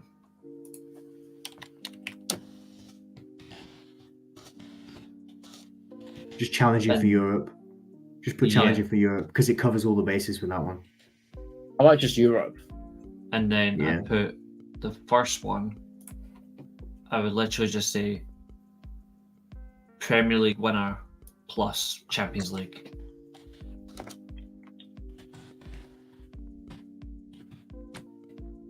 Yep. And then it's just a matter at the end of who we think will be champions in 10 years' time. Interesting. Yeah. I think Reece, it's you next, isn't it? It is me. Yep. I'm going to go my final top half championship team. I'm going to say Wolves. I was thinking that was going to be my next one actually. Yep. Yeah. They've got no money currently, and they could end up going down, and then that could you know how that goes. And that fits well for one more top half team, and then we have 2 more in top 12, bottom 13, and then the last one's likely to be League 1 or below. So, which one are we keeping to agree on, and which one are we taking each? Hang on, so how many spots are for each? What we got left, spots wise? 13, 14, 15, 16, 17, 18. So that means 19, 20, 21. 18, 19, 20. So that's Premier League relegation. So we've got our 3. So 13, 14, 15, 16, 17. That's the 5. So top 12 needs 1 more. And then top half the championship, we need 1 more than that. Theoretically. For me, I've got my top 12. I think I might have the same club as you. I'm thinking Middlesbrough. Yep, exactly the same. Yeah. Where are they going? Top 12. But that would, for me, Middlesbrough go in there as provisional of a takeover. But also it's the city. Yeah. Football will be so much more intriguing. With Newcastle, Wearside and Tyneside and all that. Sunderland, Middlesbrough, Newcastle. In fact, I'm all out and going to say put Sunderland up to top 12 and Middlesbrough down to bottom 13. I wouldn't be against that personally because I think Sunderland are ahead of Middlesbrough in the curve. Yeah. Or we still keep Middlesbrough in there, but feasibly I'm willing to drop Nottingham Forest because we don't know what Forest will be like. Another one, I'm tempted to put Fulham up. Swap Fulham for Forest. Here's the thing, Fulham I has think too much money. Yeah. I agree with that. Because that gives us 1, 2, 3, 4, 5, 6, 7, 8, 9, 10, 11, 12, 13. We're theoretically saying that Sunderland will be 14th. Yeah.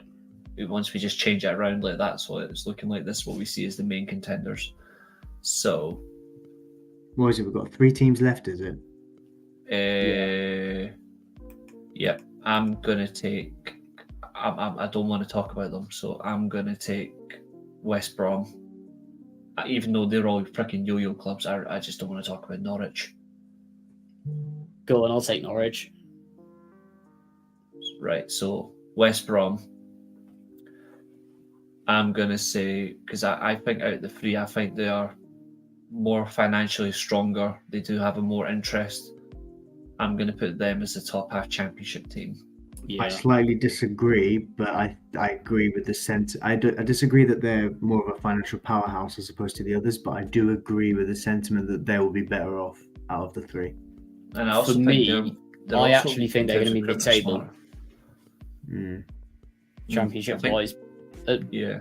Adding to it as well, I can't see them being in the Premier League in the next 10 years. Yeah.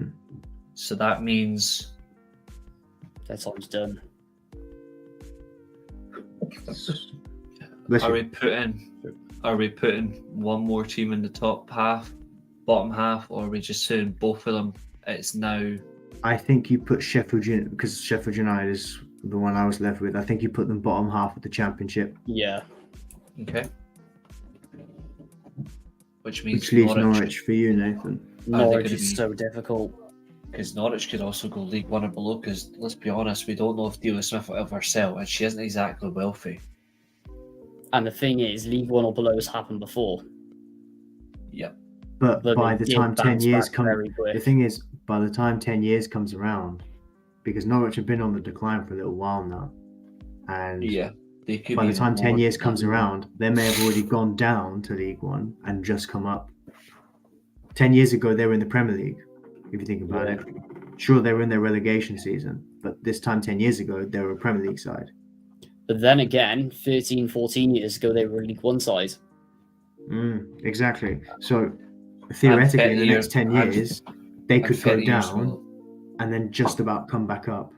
Yeah. So we could be sitting here in 10 years' time as old geezers, and Norwich have just come back up from the turmoil that was their last few years of the Championship in League One. And also remember this, like 30 years ago, also they were a European Cup team. Yeah. And finished third in the Premier League. Well, 31 years ago to be exact. Interesting. We need to drop off from there. But that's what Now we we got. just need to- Yeah. We just need As to you say, are there organise any we who. would change? For No. me, Bristol City drops out. I just think with it's the Premier League. entertaining. I just think it's fun. That's why I put them there. But we need to actually order who's going to be what. So obviously, Aston Villa right now, we're saying are going to be Premier League champions in 10 years. No, I think it's going to be one of the last three in that top spot, in that top tier. Newcastle won't be Premier League champions.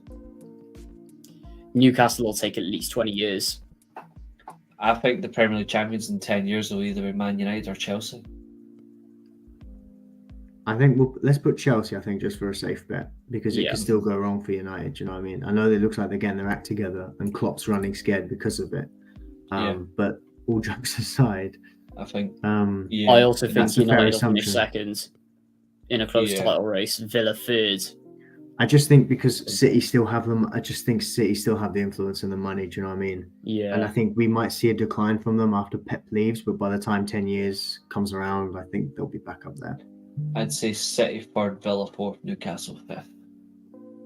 Yeah, I just think it's just the squad. Europe, I think, in I'd terms put of Villa in fifth personally, just because of the money Newcastle have. Yeah. I think Arsenal will be the best of the rest though for Europe. Yeah, 100%. I think And Liverpool would be better than Spurs. Yeah. Yep. I think And Everton. Everton. Yeah.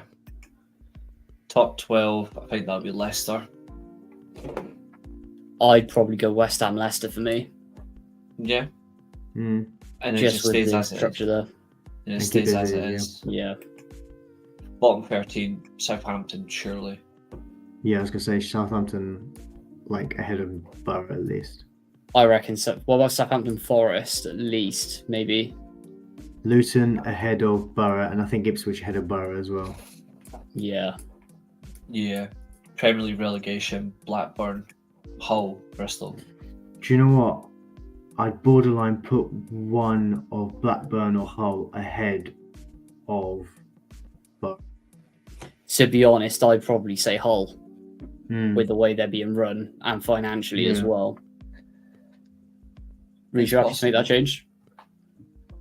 It's possible, yeah. That's the thing. It's always possible. Do you know what I mean? For all we know, Yeah. Reece might be right again. The smug bastard, and Bristol City do come up. If that happens, I swear to God, we're going to hunt this video down. To be And I honest, will- if Lansdowne starts backing and putting money into Bristol City again, I would not be surprised if they're in the Premier League. I was gonna say, what's his primary area of business again? He's a stockbroker, Oh, he's Yeah. a stockbroker, right? and I don't he's know where got a lot of money. I thought he was He into does. cars for some reason. No, that was no. You get confused with the car salesman, old D Johnson. I was about to say, like, there's no way I've just confused the owner. I've just thought the owner was a car salesman himself, so he hired Lee Johnson. But Yeah. But the thing that you got to remember with Lansdowne and Bristol City is he's kept it quiet on the pitch. When you look at it off the pitch, he's completely rebuilt Ashton Gate. He's built a massive training ground. He's built a youth academy, and he's done loads of stuff for the actual city as well. yeah, He's been a fair silent enough. assassin. Yep, agreed. Top half championship. I actually think. I think it goes Brighton then West Brom. I think West Brom mid-table. I'd put West Brom on the lower end. I think you'd probably see Palace at the top of it, because I think Potentially. Palace will be the yo-yo of the next 10 years, so they'll have all that parachute payments coming in. Yeah. And I think it's Palace, Brighton, Cardiff. yeah, that's the order I would have gone with. Because Wolves what ahead of would a Brentford, championship playoff be without Cardiff, you know? I still think With Wolves ahead of some Brentford. ex-big Yeah. names. Bottom half stays as it is. Like, I want one of you Swansea throw down a loads. big young English name right now in the Premier League.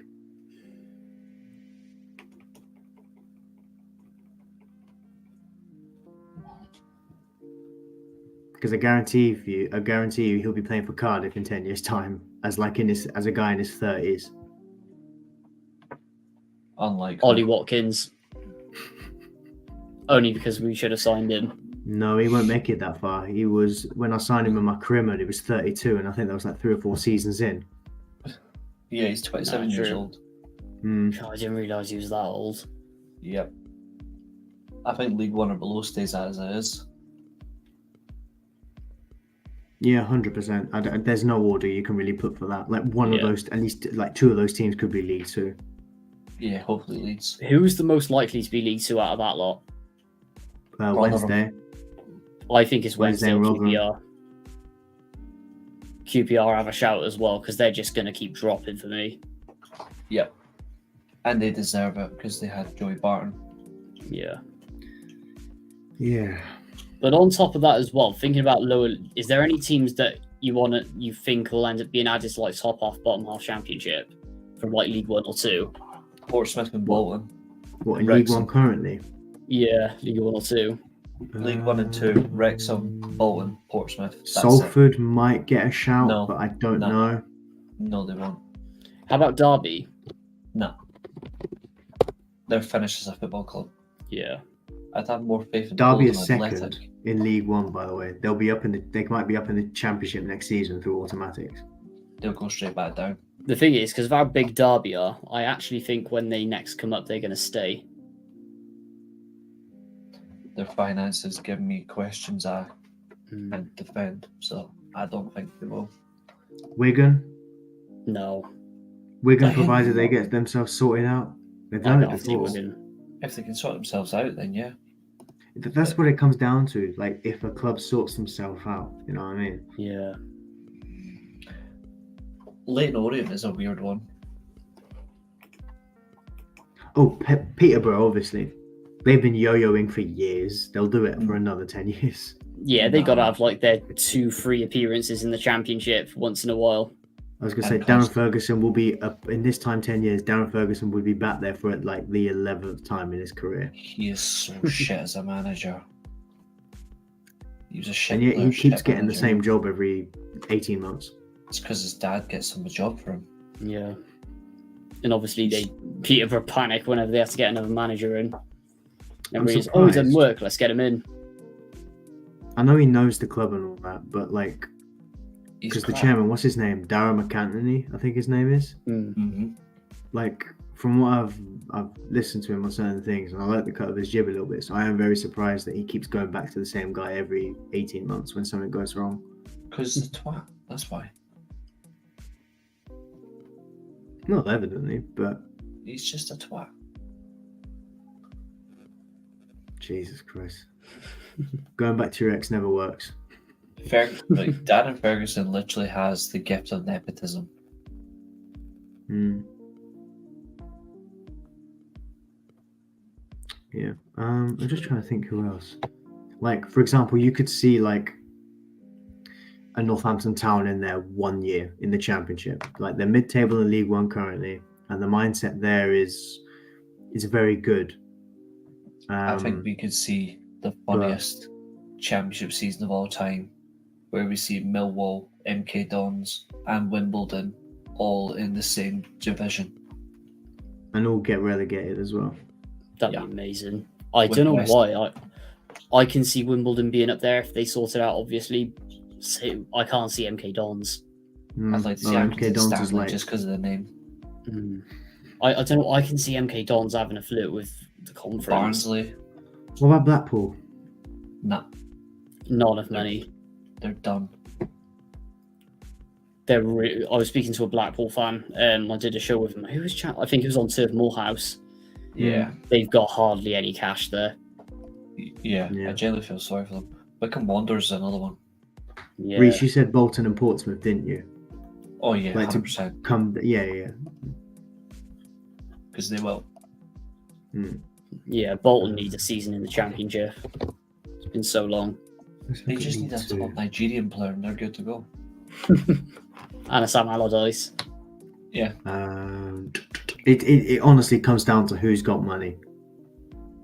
100%. Genuinely, like Salford were the money team a few years back, but they've just spent so much money in recent years to get out of the division and then haven't. And because it they might keep end up. sacking their managers, but their owner is a hypocrite because he says he doesn't like Yeah. sacking managers, so he's giving them time. Do you know why? Do you know why I'm not so hard on him about that though? Because like when you're down in League Two, when you finish in the playoffs 1 year, and you spend and like the way money is in League Two, it's desperate. Sacking managers all the time. It's a call of desperation. Like we can't lose this Oh, it money. is. We've got to be safe. Like who is it they brought in before? Gary Bowyer. Doesn't he always go around doing like 3-4 month stints at so many Yeah. different clubs as like some fireman? I just realised we forgot a club. Who? Notts County. Yeah. I was gonna suggest Notts County next. Like, could we see that? We could, because they're the oldest club in football. Mm. Even Well, then, if where- they sort it out, we could see a Bradford maybe. Mm. No, we won't. Yeah. We won't. They got Their playoffs time's last year, to be fair, with Mark Hughes at the wheel. Yeah. So I think if Bradford sort themselves out, we could see a rise for the leagues. Reading. Oh, Reading have finished. They Reading, just get- no, honestly, get Steve Reading will Coppell. either be top half of Championship or like north, like Southeast Counties or whatever you want to call it. Just give them Steve Coppell as manager. Proper roll back the clock. But I guess that is that tier list. Mm. Guys, do you have anything more to add before we wrap it up? Great No. show again, as always. Just tune into Nice show. just tune in next week when I'm hosting. I've got a nice little squad builder. Boy, that Still an squad idea, builder that. was amazing last week. That though. one we did last week. If any of you missed it, go back and check it out because my Oh. God, was it good. And I do apologize for the obscene things I said on that stream, but Reese's team wasn't that good. Oh, it That's was what happens insane. when it was. Real Well, to be Madrid. fair, it makes sense. I mean, it was my idea. Yeah. To be fair, I had this one in the pipeline literally the day before you told us yours, actually. The one I had in my head. I literally thought about the day before, and then when you came out with yours the next day, I was like, oh, that's good. Well, I've got a squad builder in mind for when I host in 2 weeks' time. I know you said you've been planning like weeks ahead, so like part of me is worried whether if you had the same idea as me, but All I'm going to say to you, gentlemen, Mhm. do your research of the 2000s Oh, yes. in the Premier League, 2000s and the 2010s, pretty much pre-2016. So we're talking prime Barclays. Yes. So 99, Yeah. 2000 to 15, 16. Oh, that's going to be amazing. Around then, yeah. I've already won this. It's not It's- going to, Reece, it's not going to be, honestly, for me, it's not about who's got the better like squad of players. Yeah, it does. It's about how much nostalgia is there. So again, I've got something on you two that you don't have. Age. You old bastard. True. Oh, I man. can literally pick because I've seen it all. So I've got you completely stumped. I mean, if you want to turn this into a contest as to who's got the better team, you can do it. I just want to do it for the vibes, and I'm pretty sure Oh. Nathan's on that bandwagon with me. I am. I'll still do it for vibes, but I still have you beat Fair enough. because I've got players that you can't even remember. Probably. I was born in the year 2000, to be fair. So I've got you beat, especially with two names. Oh, bring on next week. I can't wait for this now. Yeah. But aside from that, guys, if you have enjoyed it, like, comment, subscribe, do what you can support. Follow on Spotify, listen in the car maybe. See you all next week. Smashed it again tonight.